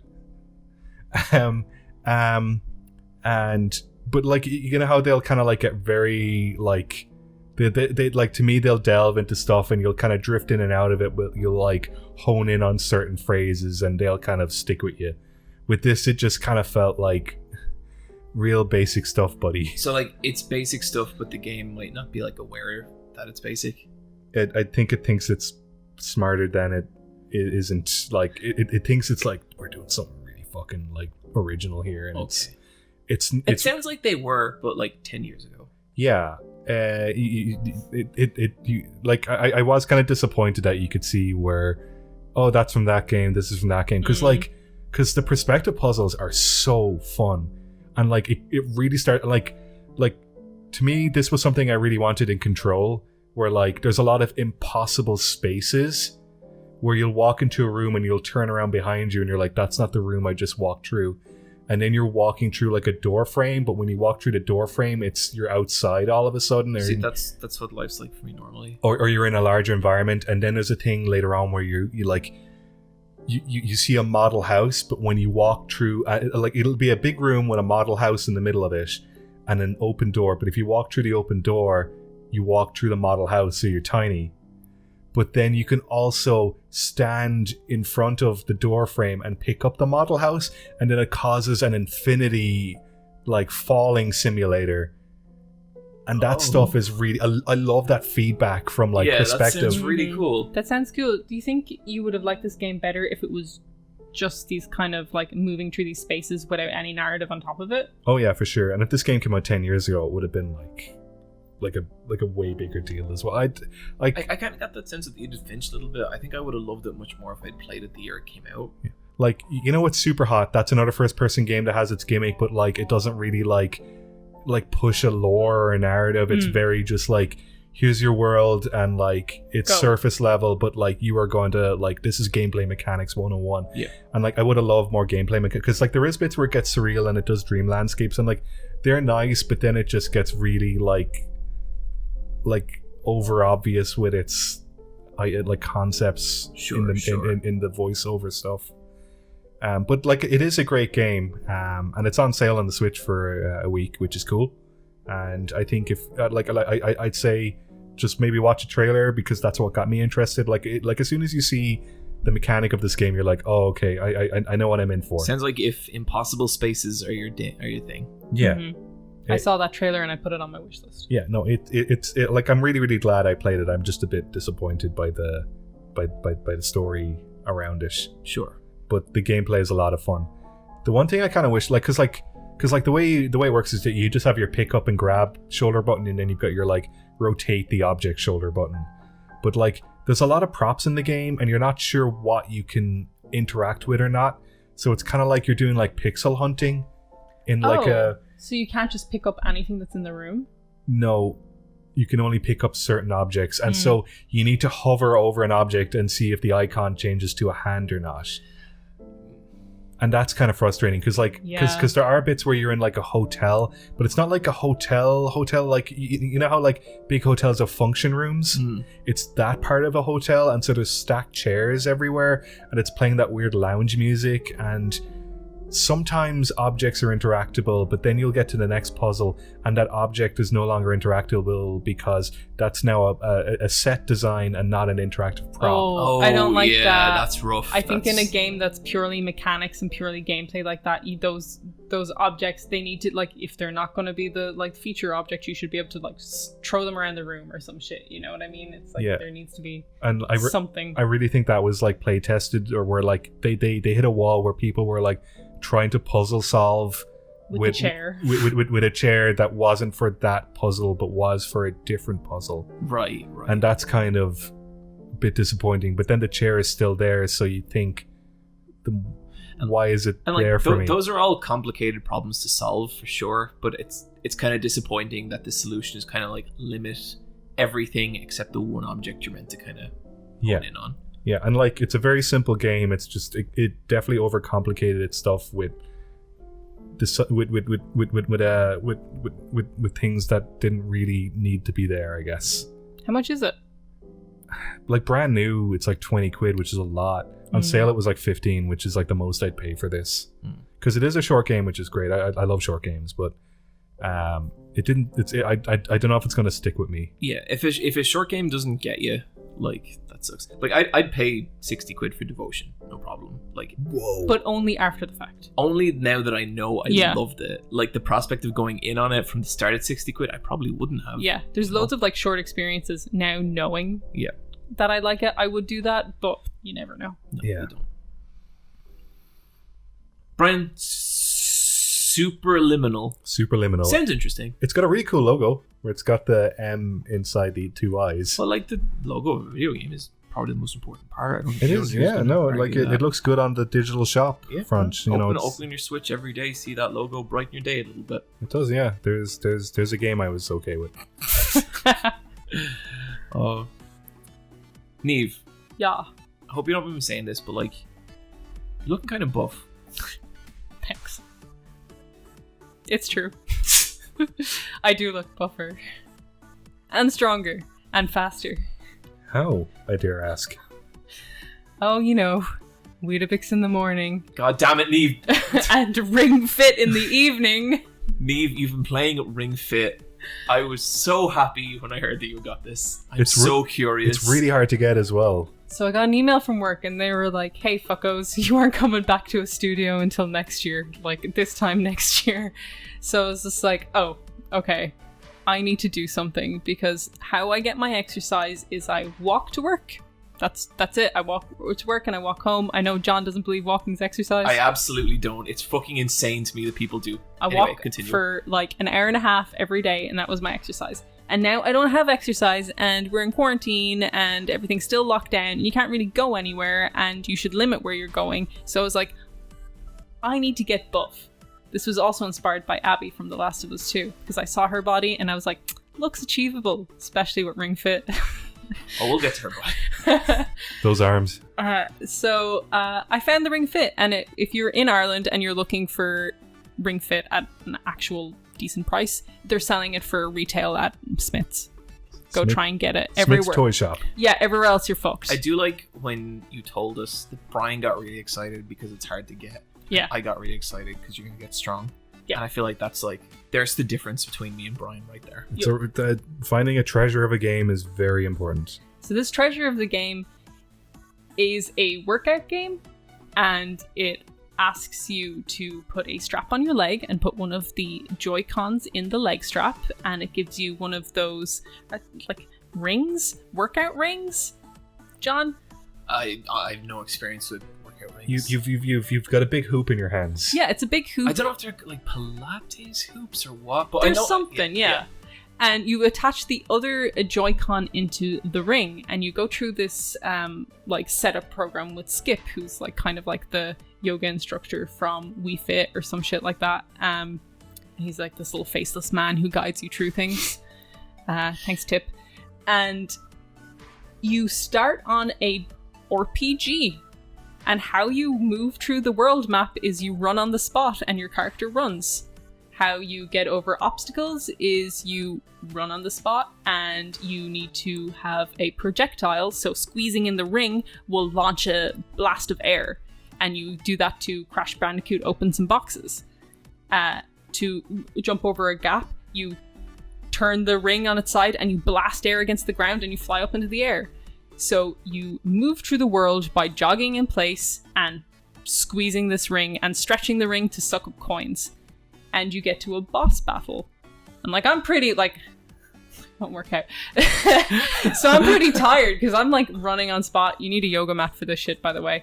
But What's good about this as well is that it takes into regard that maybe you're doing this in an apartment and there's a silent mode. That would mean you don't have to run on the spot and you can do other things instead. If you're in an apartment situation or you can't make too much noise, it's just called silent mode. Then you get to a fight, and it's basically RPG mechanics. A little monster come on screen, and this game looks beautiful. Like, it's really nice polygonal style, like, and it's really simple, colorful. Like it's lovely and cool. It's got really, really nice chunky flat colors. Like, honestly, it is like it doesn't need to look this good, but it does. You know, it was surprising. And you come against a monster, and your attacks are basically different workouts you can do, and as you progress you unlock different attacks which are different workouts. So the first bunch of workouts you would do are maybe squats. So you do squats, you hold your squat and to charge, and you release your squat to do an attack, and you have to get through a cycle of reps to do a certain amount of damage. So you might have to do 3 attacks, which is 3 reps of different things to take out an enemy, and at the end of the level you have a boss fight where you go through this whole thing. And you might not be able for the boss fight the first time you do it, so you'll have to go through the course again. When you say not able, do you mean like not high enough, or you'd be too tired? A bit of both. Too tired, but also you mightn't have unlocked enough stuff, because there's a level up system where you get hearts, but to level up you need to earn XP and fight more monsters. It is like it is an RPG in the adventure mode. You really got to grind. You literally have to grind to unlock more stuff. Your defensive block move is you get the ring and you push it against your abs and you push forward and you feel that resistance. Oh, wow. So you have to do a block with that, and the more you squeeze, the more you're blocking, kind of thing. So they really integrate RPG mechanics into these workouts. I've heard a lot of people say, like, you pick this up thinking, like, okay, they're gamifying exercise, but it like, pushes you. It pushes you, and they really fucking gamified exercise. Like, I was like, oh my god, I'm running on spot and she's running on screen. Like, I played VR, but this was like nearly more impressive because I was like physically moving, you know what I mean? So, like, I got a good workout of it. My girlfriend's using it too, and today she's like, okay, I'm gonna do ring fit, and she's using that as her workout, and like it pushes you, but it also kind of gives you this incentive where, like, I didn't beat the boss today, so I need to go level up and grind my workout routine to beat this boss. So you're grinding and exercising while grinding, while also getting you more fit for the boss. Getting you more fit for the boss and unlocking more moves and different type of reps to use against the boss. Deadly. That's so cool, like, genuinely. It's really cool. Like, I kind of thought I understood what this was from people talking about it, but playing it, I was just like, oh, wow. Like, they gamified exercise in a really, like, legitimate way. That's the adventure mode. That's the adventure part of it, and your ring is personified by like a Nintendo character that's like, "Hello, I'm Ringy. We're gonna go on this battle together," and you're just like, "Okay, Ringy, let's go, buddy." And like, it's very Nintendo. Like, it's cute, it's funny, it's between. If you don't want to do the story modes, you can just do like just challenge modes where you're given challenge, and like that might be good if you can't do a certain type of exercise because like say you've bad knees and you don't want to do squats. You can not pick the squats in the adventure mode, but also you can just tailor it for your experience. Like, I want to work out my legs, I want to work out my back, I want to do cardio. On a specific area. Yeah, like you can do that with it. What is the sensor on the Switch called, Bryan? IR sensor. The IR sensor. That tracks your heart rate, so they get you to do it before you work out and after you work out. Don't know how accurate that is, but it is a fun little gimmick. And they track these things. So afterwards you get a time for completing the level, you get like how fast you went, you get all your stats. And because I'm playing with my girlfriend, like, we can contrast and compare and see who's winning. How's that going for you, Niamh? Well, Rebecca, they ask you your fitness level at the start. My girlfriend was like, fit. And I was just like, I don't move. So they made it easier for me. So my girlfriend was watching with like kind of disdain because I was like doing way less and moving faster than her character was. And she's like, you're moving way faster and you're not doing half the shit I was doing. And I was just like, I don't know, like, this is just it. in better shape, Yeah. Oh my God. time is better. But like I have an extremely small space like to do this in, and it works. Like, if you've enough space to put down a yoga mat, you can do this. If you were like you live in an apartment, you can do it with the silent mode. It's like honestly a good way to move your body, especially when you're in this quarantine situation where you're trying to not go out more and you're missing movement and like feeling fit and feeling like a human. It's honestly a way to relieve that, and it's working. Like I bought it and I'm very happy with like my purchase.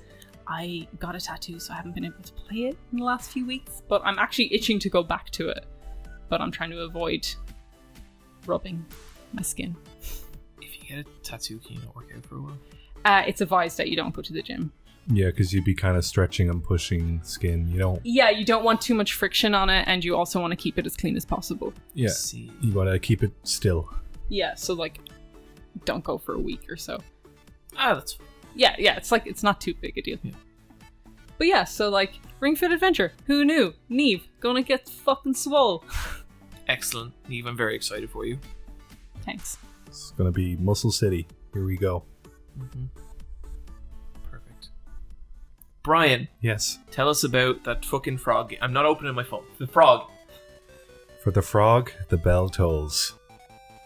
Also known as... Frog Fractions 2. No? This is the 1992 Game Boy game Kero no Tame ni Kane wa Naru. This game... Of course it is! Yeah. This game is 28 years old. A few years ago, someone fan translated a ROM of it, similar to Mother Tree, so that us Westerners can play it, and the localization is fantastic. This is a 1992 Game Boy game that is a few hours long, and I am aware of this game because it is part of Nintendo lore, but I've never actually checked it out. And this is the most Bryan-ass fucking game I've played this year, and I love it. When you say it's part of Nintendo lore, how so? This game is the prototype for Link's Awakening on the Game Boy, which came out in 1993. Nintendo were wondering, could they make a Zelda game on the Game Boy, so they didn't want to like put a lot of research and development into the Zelda game, so they did a prototype on this original IP. And that's this game, and it's a top-down walkabout island game similar to Link's Awakening. And then when you do a dungeon, it's a side-scrolling platformer, but it's a puzzle platformer, I guess, because you know the way there's 2D side-scrolling sections in Link's Awakening. Yeah. That's the dungeons of this game. You check out the cover of this game. None of those characters are frogs. No, there's a frog. There's down several. There's a frog down in the bottom right corner. They're really small. Yeah, there's other humans there. I thought the frog would be front and center. So this game is fucking weird. You play as an unnamed prince that I named. Not a frog. That I named Prince Frog, and he has a long-term rivalry with another prince called Prince Richard, and so you play as a red prince with red hair, and then Prince Richard is a blue prince with blue hair. Prince Richard is in Link's Awakening as Richard, and he lives in a house with a bunch of frogs. Oh my god! John's like, I know you know who I'm talking about, don't you? Yep. And wow, I can't believe that makes sense. Like 20 years later. And the prince is an assist trophy in Smash where he sends out frogs. There you go, Niamh. Try not to be blown away by that. So you have context for all this stuff. Did you know this when you saw this prince and the frog, that this was this game, or do you only know it now? I knew, and then I would immediately forget about it. But right now I'm like real into frogs. Like, you know how sometimes people gotta be into something, you know? Yeah. Like, you know how sometimes people are into like starfish or like ceramic pigs. Yeah, just oh god, I knew this one kid and his mom was... Never mind. And so like right now I'm real into frogs, and so I'm like, give me all the frog games. And I played Frog Fractions. May I recommend Battletoads? Those are toads, John. A very different creature. I've played Battletoads, and like that fucking Battle Maniacs game with the fucking hover bikes bit is the worst shit ever. I love that game. I hate it. I withdraw my comment. Battletoads is fucking nuts. I think it might be shit. It is. It's bad. Yeah. They're bad games. But like, they're cool when you're a stupid kid who doesn't know any better. This game though, holy shit. So you play as these two rival princes, and they hear that on an island a princess has been captured and her castle has been taken over by an evil emperor, and the two princes decide they're going to be the one who rescues the princess. I've yet to meet this princess, by the way. It seems the core of the story is the rivalry between you, the prince, and the other prince, Prince Richard, at which one point in the game, you get in an argument, and then it shows a very, like, heavily detailed sprite portrait art of him putting out his hand to you. And I was like, okay, what's going on here? You arrive on the island, and the bell starts ringing, and slowly everyone starts turning into frogs. And you have to navigate this island. JoJo Part 6. And you've got to navigate this island, but eventually you fall into water and you turn into a frog, and you can talk to the frogs now. And it's really funny because all the frogs, they like hop around, but when you're a frog, you're like a walking frog, and he's got like a little march. Brian, I know you're not. I feel like you're making this game up. No, not all of this is in the game. This is all real. Then you get turned into a snake. And the snake looks like a frog because he's got like, because like it's like the snake design. It's just the top half of a frog with like a snake tail, and the snake can go into like corners and like nooks and crannies. And then if the snake touches a slug, the slug turns into a block, and then you transform back into a human, and you can climb up the blocks. It's a puzzle platformer. Makes complete sense. Yeah, no problem with any of that. There's a bit where you have to like raise enough money to get on a boat, and then you get on the boat, and then you go to an island, and Nintendo headquarters are there, and there's an old man scientist, and you have to order the exact same food as him in the restaurant, and then he'll talk to you, and you have to give the correct opinions about the food, because otherwise he doesn't think you're a food connoisseur like himself. Then he wants wasabi, and you need to go to the jungle to get wasabi for him.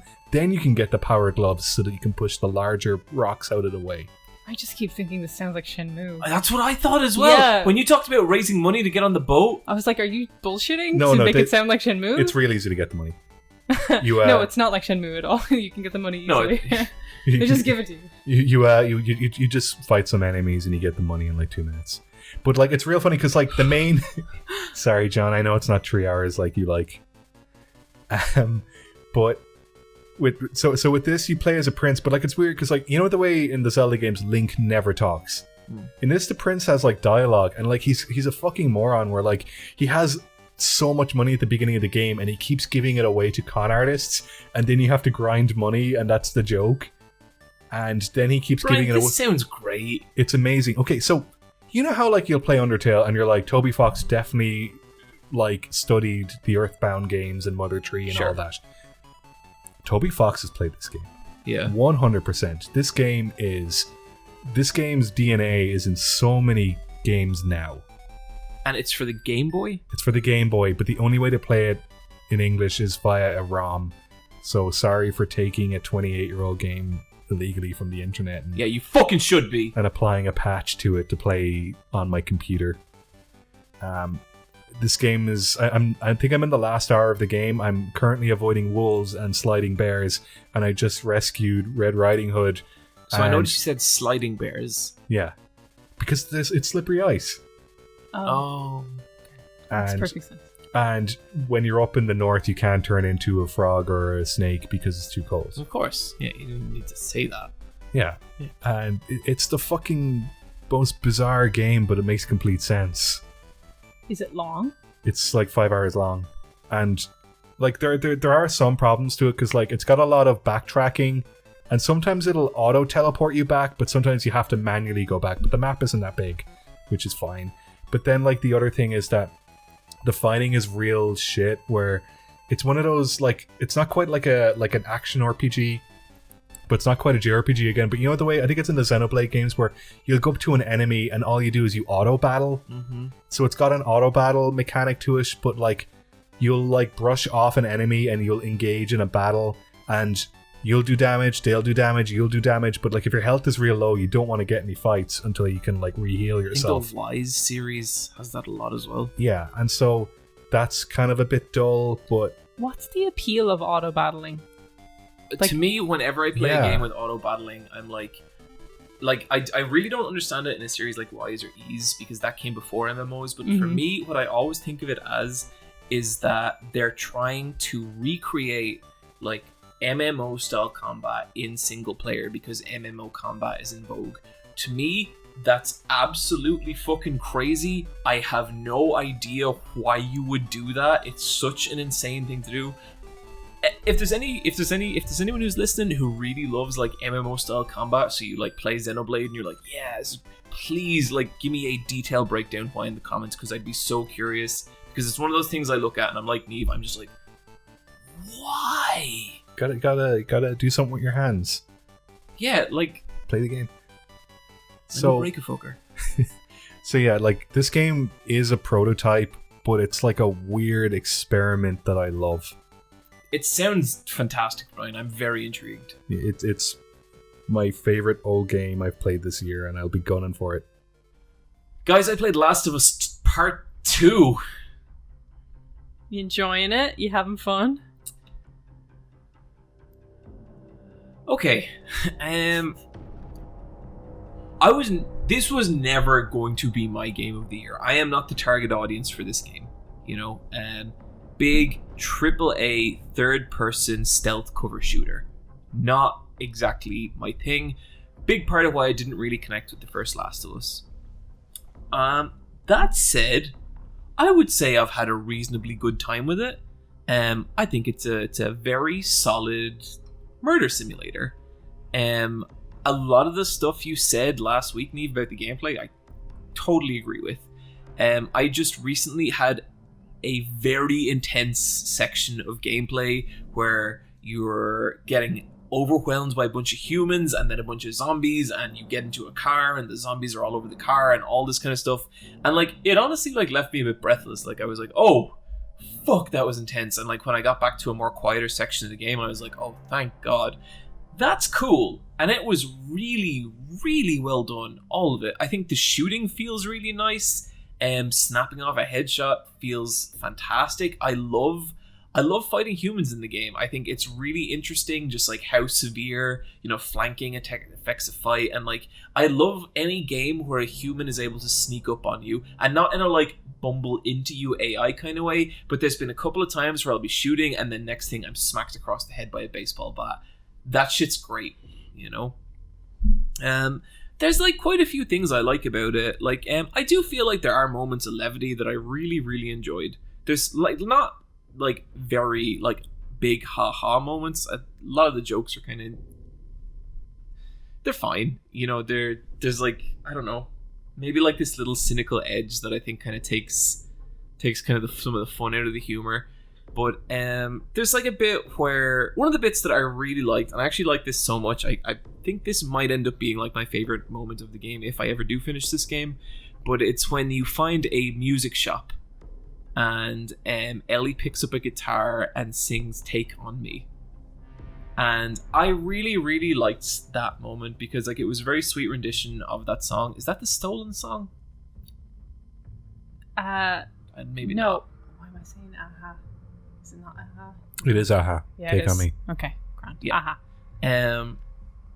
And I liked that because like it's this very slow, sweet version of "Take on Me." Because like when you look at the lyrics to that song, it is a sweet song, and I just thought it was interesting that in a like with us that song has become nearly kind of a meme. Like it's kind of a silly song for our generation, and like, you know, kind of what the internet does with it and all that kind of stuff. And this was a setting where it was so divorced from that, and it did just let, like, you know, the melody of that song and the lyrics of that song really means something very different between these two girls in this post-apocalypse. And I thought that was genuinely like quite a beautiful moment, and I you know, that got me. I liked that a lot. I would say that I don't particularly enjoy Ellie or Dina as a character, but I enjoy their dynamic. I like their relationship. I like them together. Let me see what else. A lot of the acting's fantastic. You know, a lot of the facial animation is fantastic. The voice work's great. Can I do my impression of Joel? Do a Joel. Ellie.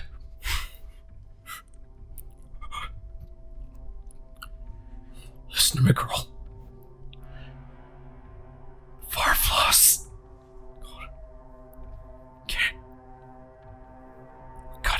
Gotta make it, Ellie. That's what half that game sounds like to me.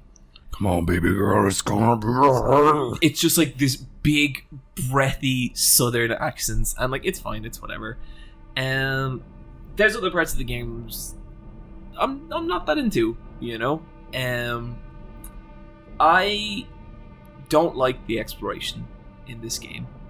I have a lousy sense of direction at the best of times. I am constantly getting turned around, ending up back in the sections I was already in. I take it that it's my fault. That's not like an objective criticism with the game. It is something that affects my enjoyment of it a lot. And I do generally think the signposting, I have a lot of trouble figuring out where to go next. That's so interesting. I found like the environments really led you, you know, through I them. would totally believe they do, but I am just so awful at that kind of thing. And like, I'm constantly like going into a building, convinced I'm taking the critical path through it, and then coming out the front of that building. And the fact that like shit's wrecked and it's all kind of disorganized is a big part of that. Those have become the most miserable parts of the game for me, because I spend so long just trying to find the correct path forward. I really don't like. What are the zombies of this game called? Clickers. Yeah. I don't like fighting the clickers. Really? I think they're really boring to fight. I think they're the same generic zombie shit I've done 100 times. And when they introduced the new ones, the Shamblers, like, and they're just AoE zombies, like, I thought that was incredibly uninspired. And I was like, oh my god, like, a more intelligent version of clickers would be so interesting. And I know I know that's tricky because you have actual human enemies in this game, but I need something, because I get real bored of those encounters. You come up against kind of these guerrilla clickers later on that will like attack you then run away kind of thing. That's something. Like, Bryan, what's those enemies from Dead Space 2? Oh yeah, the fake velociraptors. Yeah, or like the assassins from Half-Life. Like there's like a hybrid class of enemy there that I think is really underexplored in games. And I think this could be a really good avenue to do that. Quick jab enemies, and they're kind of in and out. You gotta juggle that. Yeah, totally. So there are points in the game when I'm definitely like not enjoying myself. But like the first section I'd say more often than not, at least in its action sections, I'm having a good time. Like, it's a fun game to play. Emotionally, the game really isn't resonating with me on any kind of meaningful level. There's a point where you go to... It's a flashback. And I'm not going to give too much away about this, but it's a flashback where Ellie puts a helmet on and climbs into a thing, and there's a sequence. I could see that was meant to be like a big emotional bit. I rolled my eyes so fucking hard. Me too. It was just the most syrupy shit, and it felt too syrupy given the world we're in. To me, the flashbacks feel like extremely emotionally manipulative, where the goal is to kind of wring emotion from you. Like, there's no real like character. Like, I'm not connected to these characters, but they're just like, look at them having a good time. Isn't it sad he's dead now? Mm-hmm. You know, like, it felt like that. Like, it was really like, isn't it sad? Yeah. Don't you feel sad by this conceptually? And I was just like, I mean, conceptually, but you haven't earned that emotion from me. And it's weird, because I'm trying to think, like, well, what is the part in this game? Who are the characters in this game I'm mostly invested with? I like Jesse. Because he seems cool.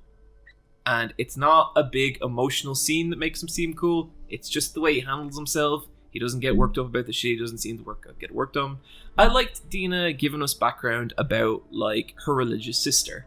And, like, you know, she walked through a synagogue and she starts talking about it. That, to me, felt real. A lot of the emotional building blocks of this game, to me, they don't feel that real. You know, it feels like... I don't want to say script writing 101, because that's not really what I mean. It's more, there's something just very produced and Hollywood about it. So, rather than this part of the game being an expression, like a real expression that's something a real human wrote, it's like what you're saying, Niamh. It's manipulative. You know, it feels like something that's been built in a test tube. It's like test tube emotion, and they want you to feel this at this point. It's difficult because I'm sure there's plenty of people who have played that bit and probably fucking cried at the spaceship. You know? I'm not one of them. It didn't do anything for me. I wasn't one of those people either. Yeah. And so I guess with a lot of that stuff in me, I'm kind of like, yeah, this is the sequel to The Last of Us.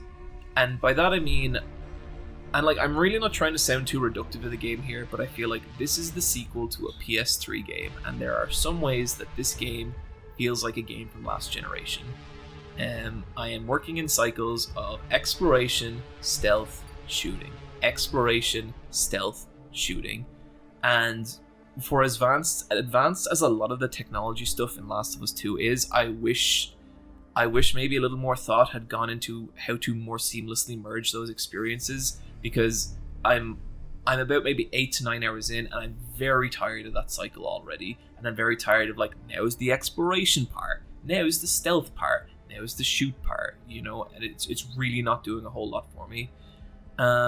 Last thing I just want to talk about is I just want to talk about how the game looks.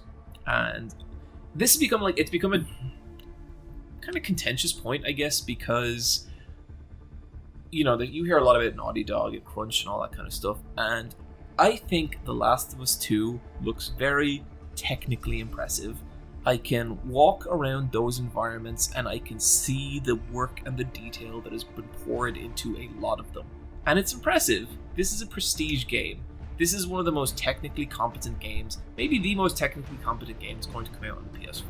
In terms of detail, in terms of a lot of that stuff. I don't think this game looks particularly good. I don't think the art direction is very imaginative. There's no environment so far that's like impressed me at all. I mentioned this in like, I did a Twitter thread on this, where the environments externally can look really beautiful. Like there's like a shot of something and it's framed really nicely with like You've got your big vistas. Yeah, you got your lovely vistas, your concept art shots. And you go into buildings and like they look like they should be. Like a pharmacy is a pharmacy and like a kitchen is a kitchen, and they have all these objects. But all the objects are extremely generic. There's no storytelling in the environment. There's no kind of secrets to find. There's no personality. It's very like non-brand, and it's not like I want brands in it, but it's like, you know, you might stop and look at a fake poster in a game and you're like, haha, that's like a homage to this thing, or that's kind of like this movie. There's no like, you know, there's no signage, there's no posters, there's nothing that makes you stop and go. I guess, to be honest with you, a lot of the stuff feels to me like it was built out of a massively elaborate and lavish asset bank. Yeah. And I feel like they have, you know, there's been all these items, and this one item, it's probably not used anywhere else in the game, but a lot of it just doesn't come together in a meaningful way for me. And in fairness, it didn't in Last of Us 1 either. I heard a lot on Last of Us 1 about, oh, there's so much environmental storytelling, and I never really got that from that game, and I don't get it from this one either. The closest I've gotten to environmental storytelling is there's a side mission where you go to a bank. Did you do that bit? Yeah. And it's just, like, when I say this is a game from last generation, you know, you find a written note down in the bank of these guys being like, oh, you know, you find these bodies with like bulletproof armor on them. And that was interesting because it's like, well, why are these guys with bulletproof armor in the bank? And then I kind of put it together in my head and I was like, oh, these guys must have been robbing the bank when the outbreak happened. That was fun. Then you find a note and it's like, we're robbing the bank. And then you find another note, like, of a guy who is like locked in the safe, and he's like, I'm locked in the safe and there's zombies everywhere. And it's like, who are you writing this down? Like, who's this for? Is for you, John. For me, the player? Is this for little John Walsh playing the game? And like, when I say this feels like a game from last generation, that's the kind of stuff I'm talking about. I feel like we are so far past that tough stuff in terms of, you know, environmental storytelling, in terms of storytelling, all this kind of stuff. And so, like, yeah, a lot of work went into The Last of Us 2, but to me, like, for every, like, you know, beautifully detailed leaf with all its individual veins and all that kind of stuff, I'll also open my 5th filing cabinet and see the same red folder. You know what I mean? And it's just, I'm not saying they should be putting more into the fidelity of Last of Us 2. That's insane. I'm saying I do think there's a kind of zero sum to this stuff, where you hit a point and it's like, it feels like it's only, we are getting, like, exponentially less return for the more shit we put into this. And I think there's maybe a bigger argument to make, because then, like, the other example, a game like Red Dead. A lot of work went into Red Dead's open world. I kind of feel it. Yeah. I feel it a lot. I feel it in the characters I meet. I feel it in the weird shit that happens. I think Red Dead is beautiful. It's been too long for me to go into specifics on why, but there are parts of Red Dead that make me go like, oh my fucking god, look at this. And I fully believe the character models in Last of Us 2 are more detailed or whatever, you know, more polygons, but the game is less visually impressive to me. And honestly, like, you know, I don't know if I talked about it on the podcast, but like a game like Lonely Mountain Downhill, like this polygonal bike riding game, it's beautiful, incredible depictions of nature. It's so much more impressive to me than what Last of Us 2 is doing, because each level in Lonely Mountain Downhill has its own color palette, its own type of nature, its own just life, you know? And with Last of Us 2, I feel like I've been going through overgrown and urban environments for 8 hours, and I really hope that stops soon. No. Oh my god. Yeah, okay. that's it. You'll be doing it differently, but it's mostly the same. So, like, that's my take on Last of Us 2. I'm enjoying it more than I thought I would, honestly. Like, I'm having a better time with it than I thought I would. I think it's a fun shooter. Deadly Premonition 2 is out tomorrow as of recording this, and Curse of the Moon 2 is out tomorrow recording this, and I'm still playing AI Somnium Files. Something's going to have to give. It's probably going to be Last of Us 2. I'd love if you finished it. I'm not saying I won't finish it, but I am saying I'm never going to beat it. Okay. Okay, good. Thanks. Niamh, you've beaten The Last of Us 2. I did. I finished it yesterday. That's amazing. Congratulations. Yeah. Just like, I want to get back onto the environment stuff, because that's like what I like. That's what I care about, and like you're right about what you're saying. And I think this game is designed, like a lot of these Sony first like exclusive games, to be like technically beautiful. Like, if you're not playing this game on a really nice OLED TV, you know what I mean, then you're kind of missing out on what they want to see, because that's what they're pushing. They're not pushing storytelling. Like, when you go around those worlds, you're not really finding little vignettes of story moments between characters. You're finding scrap to upgrade. Like, you're running around these dense environments that are kind of forgettable because there's nothing really to see there, and you're not uncovering like story as you go. But you'll turn a corner and you'll see this huge vista with beautiful lighting on it, and like fire and like effects like that. And they love their particle effects. And you're just like, that would look, I don't have a nice TV, but that would look so good on an OLED TV. This was one of the games that made me go, I need to upgrade my TV at some stage. When you get your new TV, this is going to be a game you're going to pop in. Exactly. Yeah. And it feels like that was, and I think that's going to be more and more prevalent with the PS5 as well. Like, I feel like a lot of the advances you see is going to be through your TV at that stage, you know?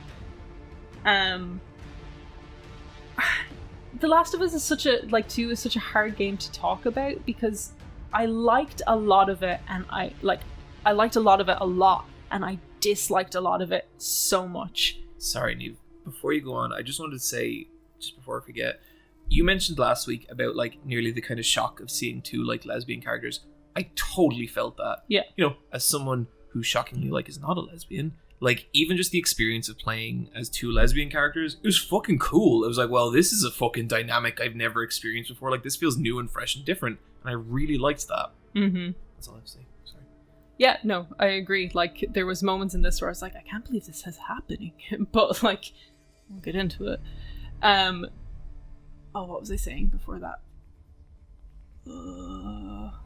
OLED TVs, tech demos and Steadicam eases. That how nicely presented the technical side of this game is. Just as a game, like, I can't be like, I hate this game or I love this game. I am so up and down in this game. Like, my enjoyment went hour by hour. We have to do spoilers to some degree, or I can't talk about things, and I won't spoil like things too much, but I'm going to put a spoiler warning here if you haven't played The Last of Us and you don't want spoilers. The second half of the game, you stop playing as Abby, you get to you stop playing as Ellie, and you reach this point and you start playing as a new character called Abby, and you play through the same days that Ellie has traveled through from Abby's perspective. And as Abby is going through Seattle on her murderous revenge, she kills a lot of people. And those people might not mean anything to Ellie, but they mean everything to Abby. They're her friends and family, and you've just been killing them all over the shop, just blowing them up.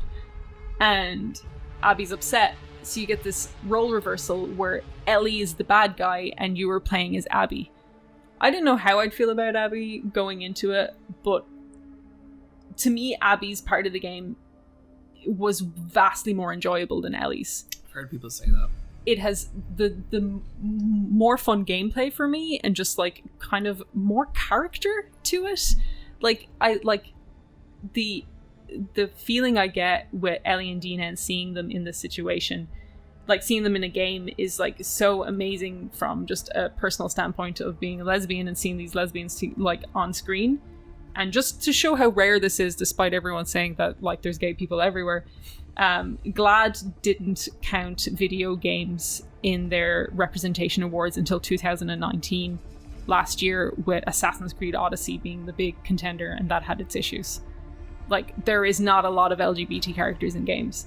So to see them was amazing. So when I moved on to Abby, I was just like, will I embrace her as much as I embraced Ellie, despite how all the other aspects of this game? And Abby, to me, is honestly the standout character. She's vastly more interesting than Ellie. She has way more going on and way more to, like, lose. Like, so you're kind of more emotionally invested in her narrative. Downside, her crew kind of sucks. Like, the people around her, like, they weren't that interesting. There's a lot of secondary characters there, and I was just like... And again, a lot of this is about, like, the weight of violence and the weight of loss. And these characters die, and I was just like, I don't care. Like, I don't care at all. Like, none of those deaths had any emotional effect on me as the player at all. I feel like I have explored, there's been a lot of games in the last 10 years especially that really look at the concept of death in video games, and a lot of them are like, even going back to something like Original Nier. Yeah, like the way that flips the script is fucking amazing and like killed me, you know. Yeah, I think ultimately, like, that's where The Last of Us 2 fails for me, is, like, it didn't say anything interesting, and it didn't make me think about these things. It's like, it's a game about different perspectives that managed to make me feel zero empathy for anyone involved. Like, I didn't have an empathetic response to this game at all. Like, apart from the personal, like, inclusion of LGBT characters, my personal response to it was pretty just flat. It could not wring emotion out of me. It always like a lot of the story is told via flashback, and I just don't think it works a lot of the time. You leave Ellie at a certain point mid-game, and you know the people she's murdered. Then you start as Abby, where these people are alive. And my girlfriend was sitting beside me, and she was just like, oh, like, does he die? And I was like, he's already dead. Like, so you're kind of like, you know the end point of a lot of things, so you don't, it's nearly hard to care, you know, about them at that stage. And I don't think that's what they were going for, me not caring about these characters. Like, I'm just gonna talk about some things I really did like. I really did enjoy playing as Abby. The switch up from her gameplay, Ellie feels way more like stealth, and you're kind of on the defensive, and you're kind of like running away more and using Ellie's speed, and her model really like belays that kind of lightness and kind of just quickness to her. And then Abby is like this full-on tank. Like, she has arms. So I got something to say about that. Have you seen people being like, this is not a realistic woman? Oh my god, yes, all over the internet. She's a bodybuilder. You fuckers should take one look at my Instagram feed. That's all. Yeah, but like the idea that women like this could not exist. It's insane! It's so insane. But this is the problem She's shredded. with there being just like literally one type of body type in video games for years, and now people are just like, this is different. And I guess it can't be real. Like, it's like they just don't know what real people and real women look like. Also, like, look at the woman who plays her. Yeah. But sure, people have done this. Like, literally in the game, they show that Abby has a gym. Okay, she has access to a gym. There you go. She has access to loads of meat. Like, Abby is part of this organization called Wolf, and they're like a militia. Like, and they are like hundreds strong, and they have a setup. They are surviving pretty damn well, and they are waging war from where they are surviving from. And it's like there's so much stuff in the game like to contextualize her buffness, and just the idea that she has, you know, suffered a loss and is training to get revenge. Like, even narratively, it's there why she would be so buff. Yeah, and like she is buff, but like it's not like impossibly buff like at all. Like, I've seen plenty of women more buff than Abby. I think it's just the fact that she's just kind of gender non-conforming for these people. Like, she doesn't have large breasts either. She isn't very, like, she... But if you work out a lot, like boobs go down. You're just gonna get pecs instead. Like, well, real people who know real people can do this, but like fucking little shitlords in their room who thinks every video game character should be there for them to fap over. And it's like, and that's not saying that Abby isn't attractive. I think Abby is like super attractive, but that doesn't even matter. It doesn't matter what I like, if I think she's attractive or not. It's just like, she's a character who looks like she belongs in this world, and like some fucking losers are so bothered by that. Her body is a reflection of, it sounds like, you know, the stuff with her. Yeah, exactly. Her body's a reflection of her environment, her character, and everything else. It's a fucking weird argument to make. I'm feeling so mixed about even engaging with arguments like that sometimes, because sometimes it's just like, little shitlords. Yeah, just shut up. There's no point fucking talking to them. Yeah, that's like also like one of the most satisfying encounters I had on Twitter recently was saying to someone, "This is a bad faith argument," and just leaving it at that. Mm-hmm. Bye. He went fucking insane. As far as the representation goes, I kind of mentioned Lev last time. Lev is the trans character in this game. He's played by the guy from the OA, isn't he? Yes. Yeah. Ian Alexander. Yeah, he's great. Buck. I love that guy. There's a lot of mixed feelings about his inclusion, like from this is groundbreaking. Like there is no denying Ellie and Dina and Lev's inclusion in a AAA game, one of the fastest selling games ever, is a big fucking deal in terms of LGBT representation. Like, it just is. Like, name another game, there isn't. This is the biggest game with a LGBT cast front and center with a gay protagonist. Like, it's a huge deal. No question. Is the representation done well is another question.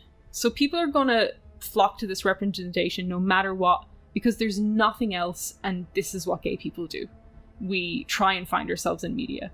And people will love Lev, and people will love Ellie, and people will love Dina because of their inclusion, just because they exist. Because seeing it is honestly like radical in a way. Like, there's a moment towards the end where Ellie and Dina are like this family, and like it was so shocking to see that. Like, I've never seen that in anything. Like, you know, lesbians usually just die. Like, it's like it's hard to see just a family, you know, seen them with a future and a home. Yeah, being alive, you know.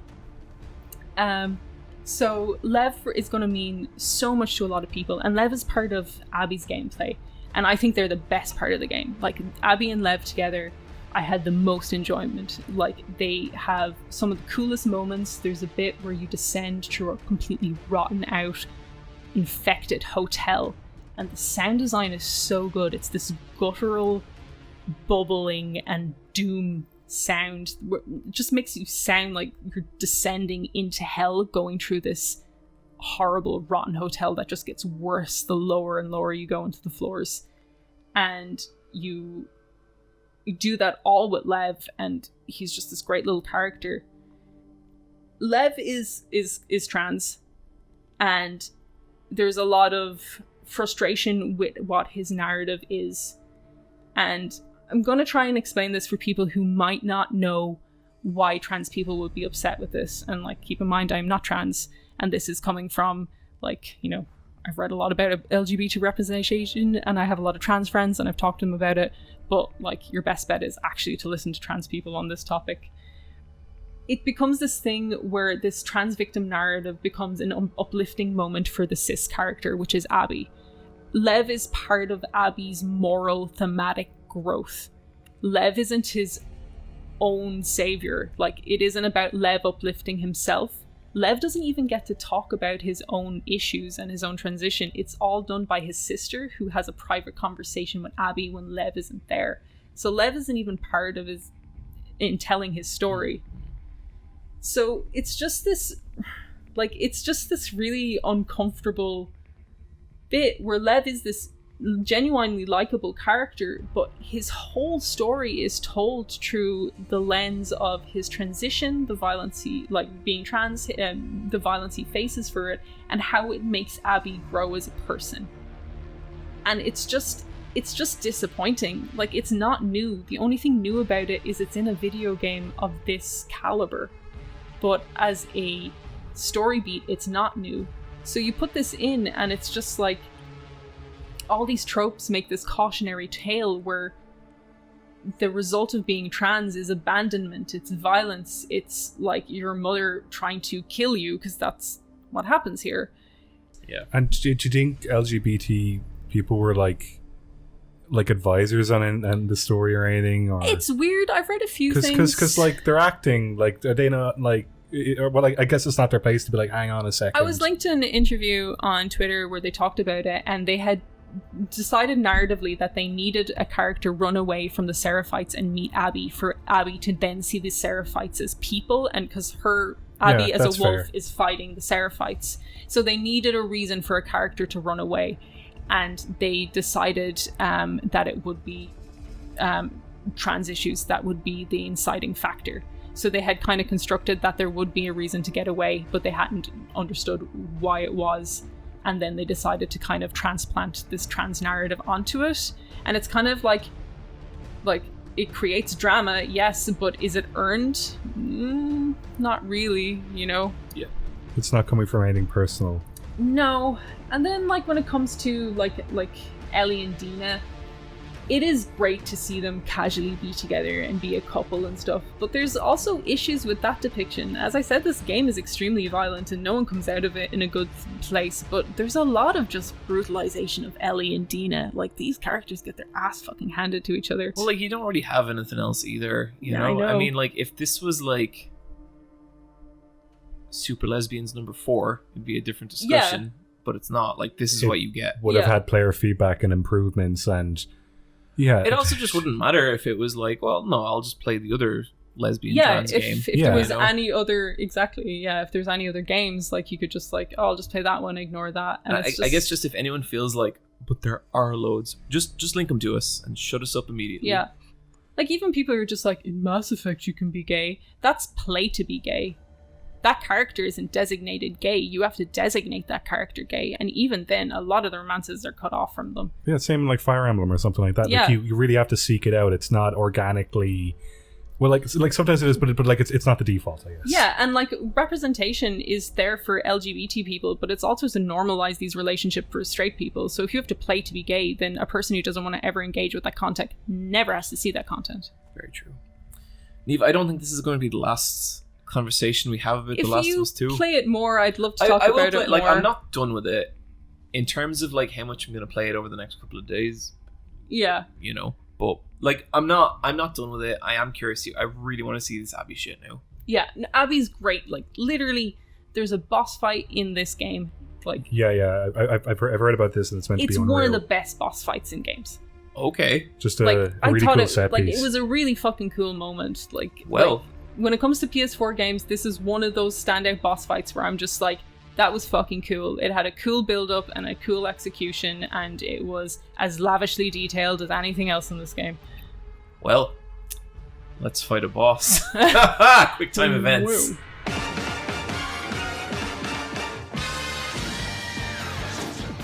Guys, Curse of the Moon 2 is out as of releasing this episode. It is upon us, and here it is. Yeah, here it is. This came out of fucking nowhere. Curse of the Moon is not Symphony. Bloodstained, Curse of the Moon. This is like the 8-bit-ish game. Prototype kind of side project. Yeah, that was released as a part of a stretch goal for Bloodstained, and we loved this game. It's better than Bloodstained. I like it so much more than Bloodstained. I think it's an immaculately designed old school 2D action platformer, and it's fantastic. And this is out. And I've probably played it at this point. I hope it's good. But the trailer looked real good. It had that like kind of faux 8-bit pixel art that in reality is way more highly animated and like more lavishly colored and produced than anything that could exist back then. But it looks fantastic. And I just wanted to give it a shout out because it'll be a little bit before we do our next episode. And I wanted to play that. EVO Online cancelled. Good call. Guys, the fighting game, the FGC, is on fucking fire. I've heard other stuff as well. Yeah. Oh why? What's happening? God. Basically, it's to do with the speaking a lot out. of people have been outed in speaking out as just real dirtbags. And some of the most prominent people in like the Smash community, some of the most popular commentators in terms of Smash community, have just bizarre. Like I say bizarre because I don't know how to describe it, that these people were allowed to get away with it for this long. Is this the Sky Williams stuff? I don't even know who that is. Okay. But yeah, probably. The list is that long. Okay. No, like literally, like there's so many prominent figures. And I think in particular with the Smash community, what it is, it's a lot of younger players and a lot of older players, and just some real fucked up stuff that kind of went down between them. You know, and a lot of manipulation, and it's all private messages that have been screenshotted now, isn't it? And people kind of like saying that's happened to me too. Yeah. And like one of the most prominent ones was like Mr. Wizard, who was one of the like guys from EVO. Basically, a lot of stories going around of him paying young guys take their clothes off and like show him their genitals and stuff like that, and just what the fuck is he like? I really am without words. Mm-hmm. I'm not overly I love. So he's gone. He's removed from his position. I'm not sure about his overall place in EVO. At the time of writing, at least, or at the time of recording, I haven't seen it, but I don't know. I love fighting games. In all honesty, I am not actually that connected to the FGC. I like to play fighting games by myself, and I like to play my fighting games against friends. I don't actually watch a lot of tournaments and stuff, so I don't want to comment too much on this stuff because I'm not familiar with a lot of these characters. But it's grim, and my heart hurts for a lot of these communities who only really started this EVO Online was actually going to be a big thing for a lot of communities. It was the first time that Killer Instinct was going to be on main stage, inverted commas, EVO. Them fightings herds was going to be a thing. Even people like Mike Z from Skullgirls, who doesn't he didn't do anything directly abusive. It's just DMs released of him being just a weird fucking creep, and he made some really inappropriate jokes. This is following a massively inappropriate joke following the death of George Floyd on a stream with a black lady. No fucking that guy's a fucking tit. He just seems not the kind of person you want as the public figurehead of your company, and it sucks because the Skullgirls fandom is they are known for being pretty welcoming and pretty opening, and it sucks that is kind of one of the figureheads, and it's disappointing, because I don't know a lot about FGC stuff, and there's some stuff that really bothers me about it, but for the most part I love the idea that this welcoming communities bringing fighting games to people, teaching people fighting games. And I think when you have a lot of young players and when you have a lot of figureheads that people look up to, it seems like this shit is, I hate saying this, but at this point nearly bizarrely inevitable, and it's disgusting. And I really hope that all this stuff is going to be us moving past that and this shit never happening again. And if people have these fucking urges, that they don't go near it, And I don't want to go on about this stuff, but it's like, I've had fans come up to me out of their fucking mind. I've had people, and they look at you and it's like you're Jesus Christ in their eyes. And I've seen how fucking vulnerable people like that are in that position, because they do just want to make like Bryan, like, you've been with me in a lot of these cons, you've seen this shit. They're very excited. They're very excited. They want to please you however they can. And the idea that you take these fucking kids and that you take advantage of them like that, it's the most disgusting shit in the world, and you're an absolutely fucking garbage human. None of this is like... It's a real abuse of power. That's what it is, though. Like, these people have put their faith in you. They've become personally invested in you. You have become part of their lives, and this is what you fucking do. Like... But a lot of people are drawn to these positions of power to actively abuse it. You know what I mean? It's not like the power was there and then they abused it. It's just like they were that person. Yeah.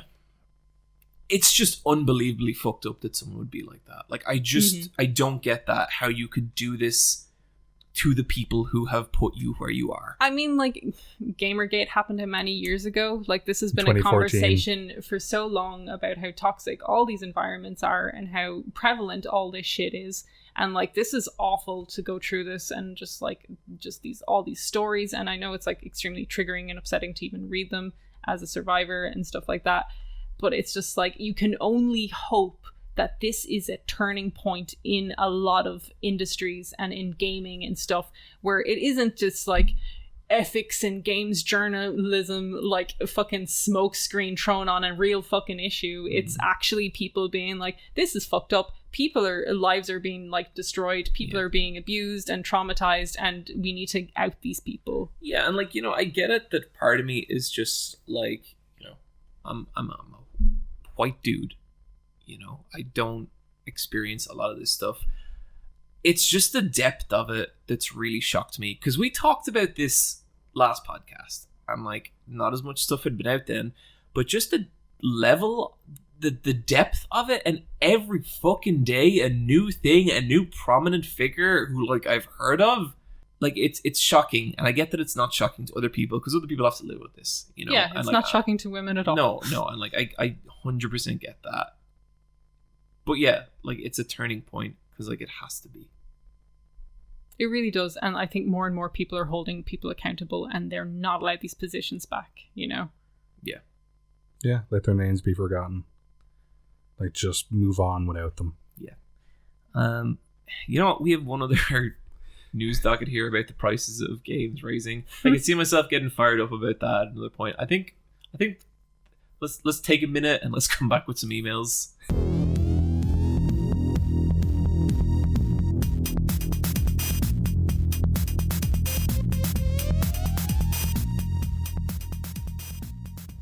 Ask, let's fight a boss. No, wait. Ask, let's fight a boss. Fight. I want to see what you say. Okay. So Johnny, you start and then I'll do. You say ask. You started it. Ask. Let's fight. Boss. Dot. What the fuck? We'll try again. It's Ash. Okay. Oh. Okay. Let's ask. Let's fight a boss.gmail.com. No. Whoops. It is. Ask. Let's fight. Shenmue. At. G. Mail. Man. Shenmue.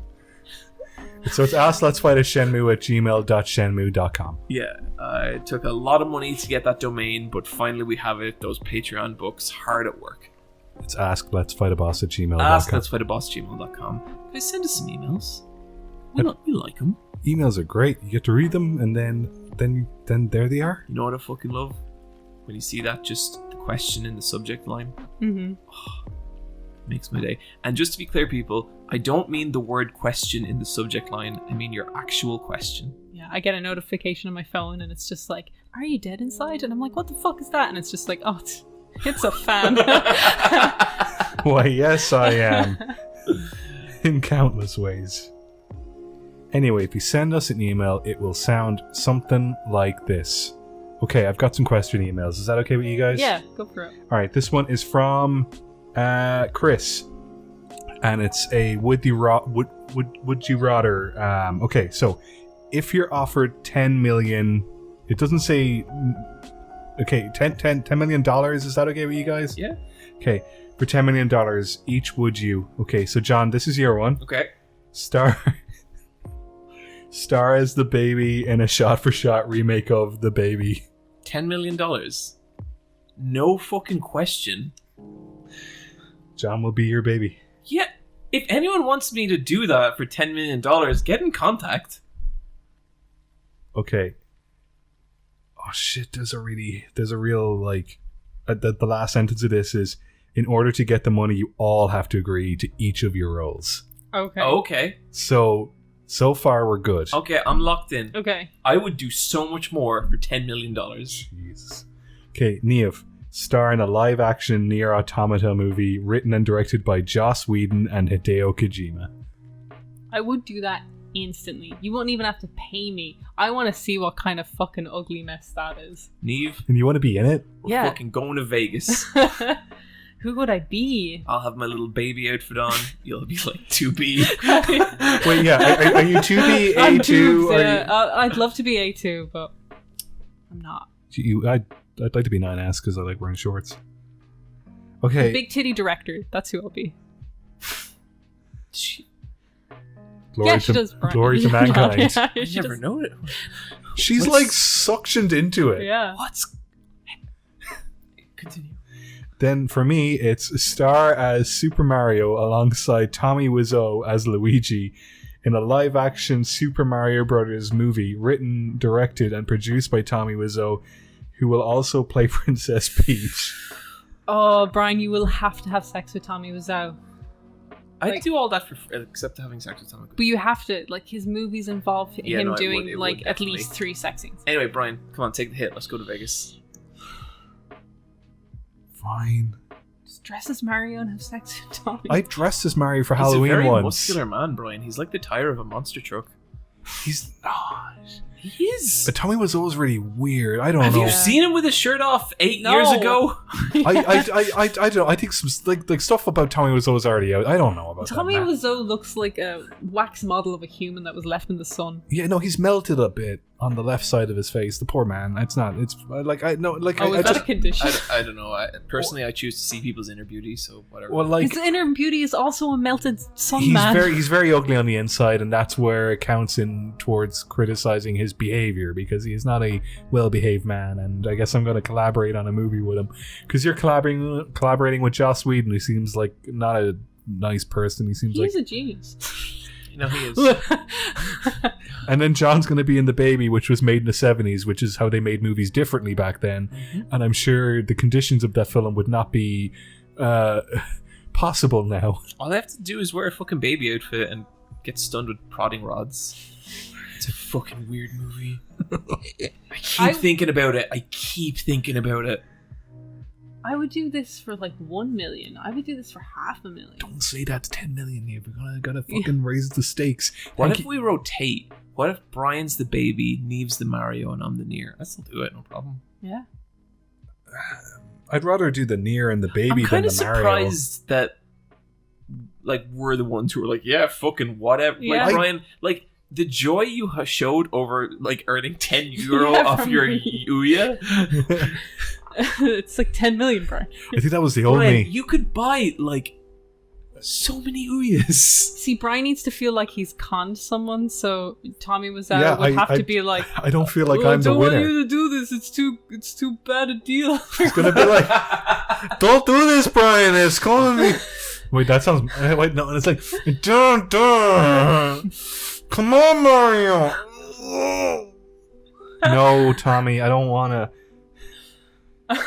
I read that book about his career. The It's disaster Artist. Yeah. It's fantastic. It is. It's So much better than that movie. It is. It's the movie's a bit lame, but like it's another one of those things where it's like this is how this got made, and this is the story behind it, and it's way more exciting. So yeah, look, we'd all have sex with Hideo Kojima for 10 million. 100%. Yeah. Cool beard. Okay, thank you, Chris. Please send us the money.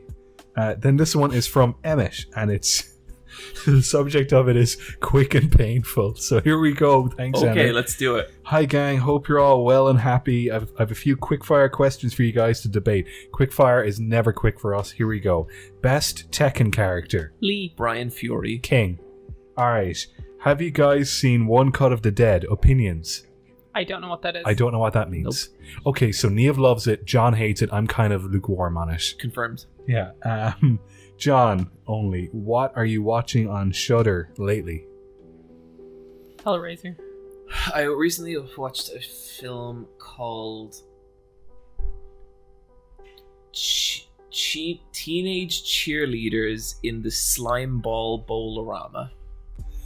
Wow. And it was one of the worst movies I've ever seen. I think that's a movie. Yeah, it's about a bunch of... What a fucking disgrace. No, sorry, sorority chicks in... Yeah, it's about three nerds who try and spy on a bunch of girls, and then they get caught, and they get forced into be part of an initiation with a sorority, and the sorority have to go into a local bowling alley and break in and steal a trophy, but then they accidentally drop the trophy, but unbeknownst to them, a magical imp lives inside the trophy, and this is like a Muppet. This sounds great. It's not. It's boring and it's shit. But an imp. And he speaks in like Ebonics, and it's like very offensive, and it's a shit movie. I think at some point I forgot to plug in my laptop, and it ran out of battery, and I couldn't watch it anymore. And I was like, will I go back and plug it in to watch the last 20 minutes? And somewhere from deep inside me, a voice said, okay, favorite snack food? It's gotta be a real special one.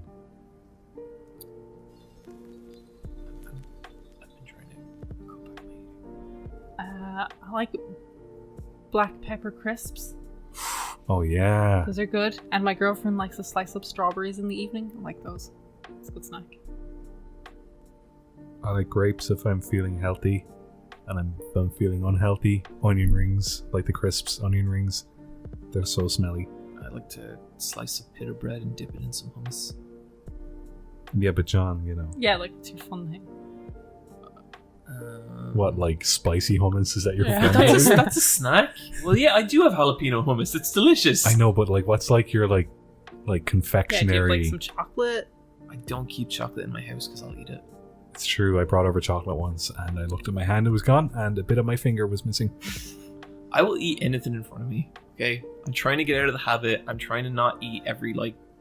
John is a human bin. I burn a lot of calories. I get really hot when I sleep. I don't know what to tell you. A body that is unlike others. Thank you. Okay, we got two more. Okay. If you guys were to pick each other's first dance music at the wedding, at your weddings, what would it be? So for both of you, Niamh, you get Gangnam Style, and John, you get the Harlem Shake.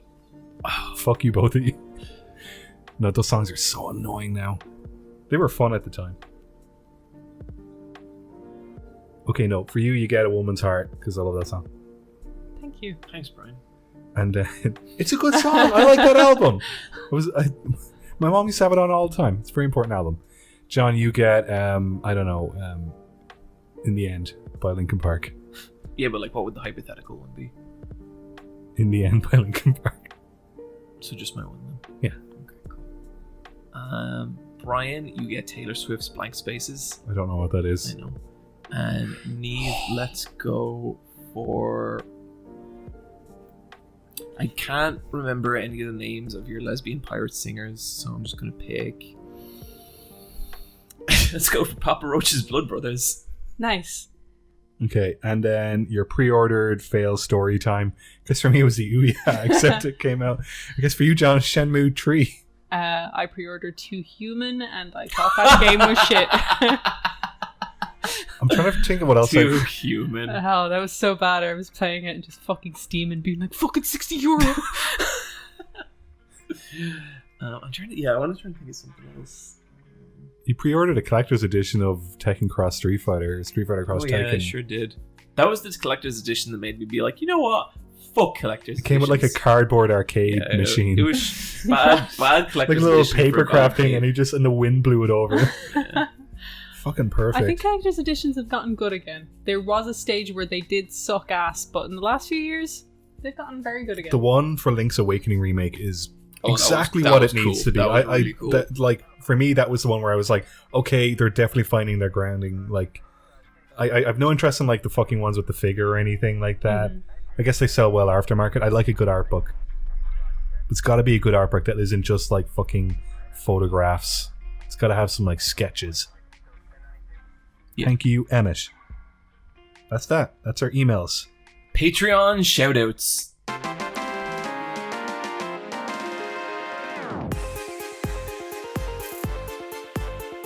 We have a Patreon. It's patreon.com/LFAB.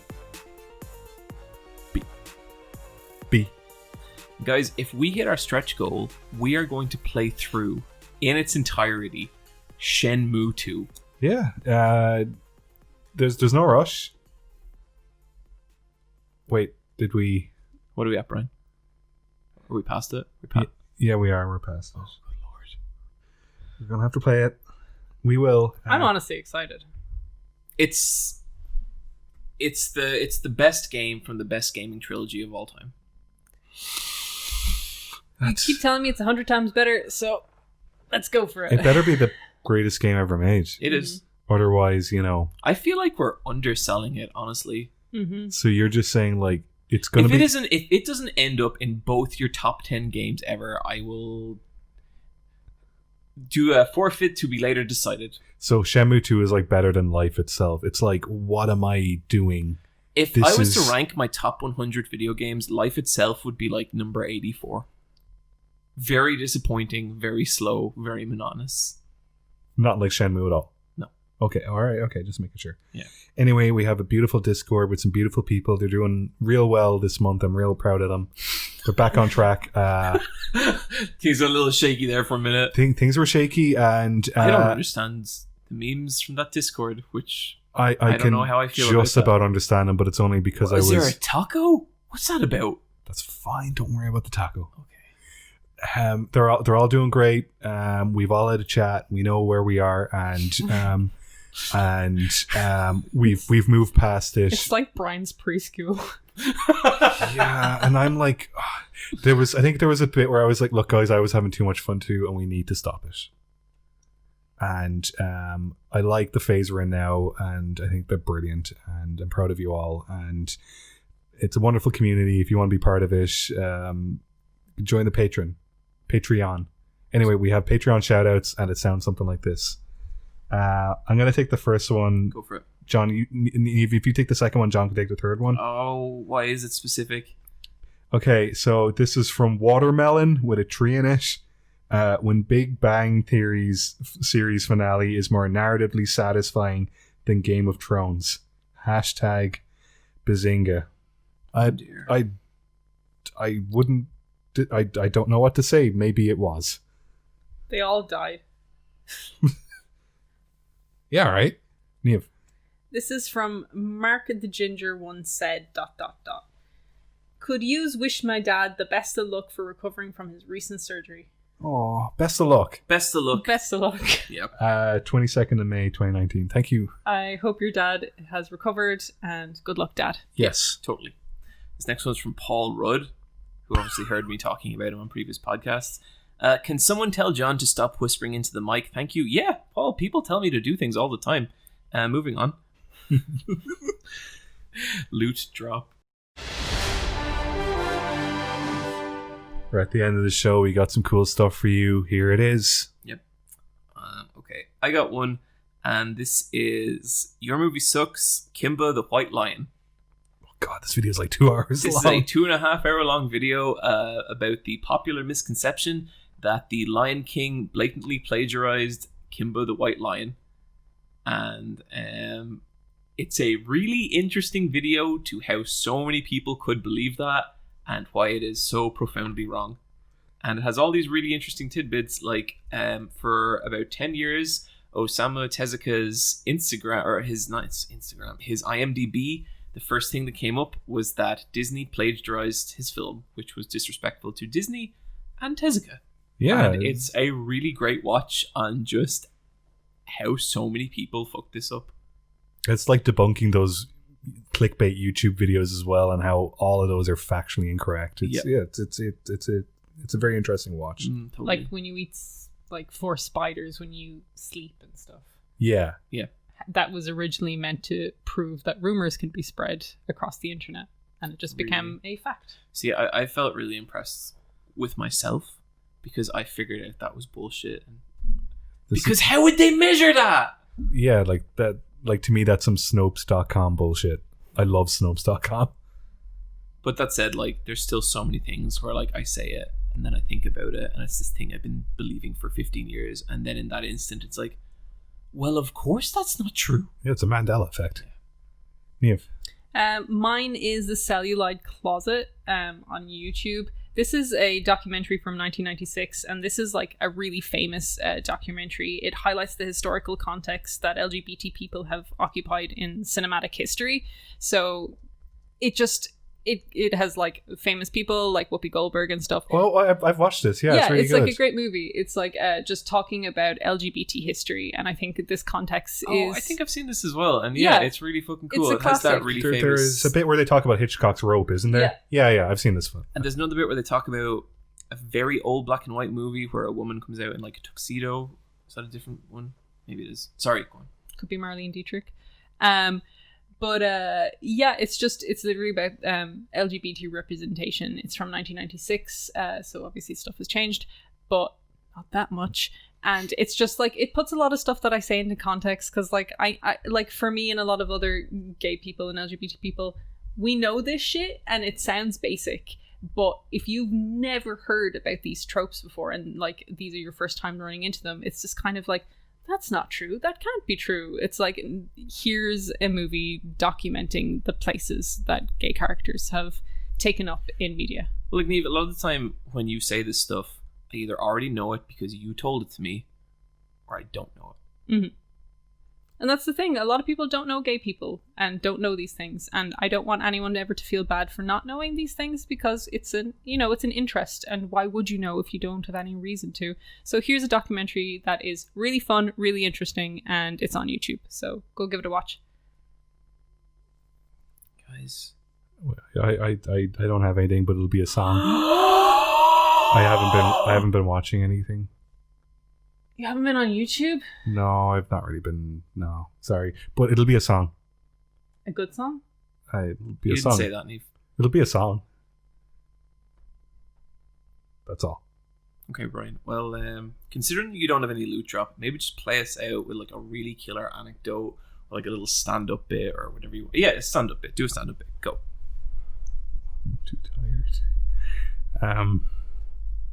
I hate stand-up comedy so much. Interesting. I like where he's going with this. I don't know, like, jokes are fine and all, but like, you know the way like comedians, they're like, they get like a really hardcore fan base and everything they say gets taken as some sort of fucking dogma manifesto bullshit, and it's like, it's just supposed to be a simple observation joke, and the whole thing about jokes is that they're just supposed to be like a spur of the moment, short lifespan, shelf life kind of thing that's contextually relevant to the time and place when it happens, and jokes don't age well ever, and comedy is just a constantly evolving thing, and what you laugh at as a kid doesn't really translate, and like, physical comedy is good for that reason, like we were talking about, but like a lot of just like, I will tell you a joke with my words, like words are just so hard, and that's why I have to stop talking.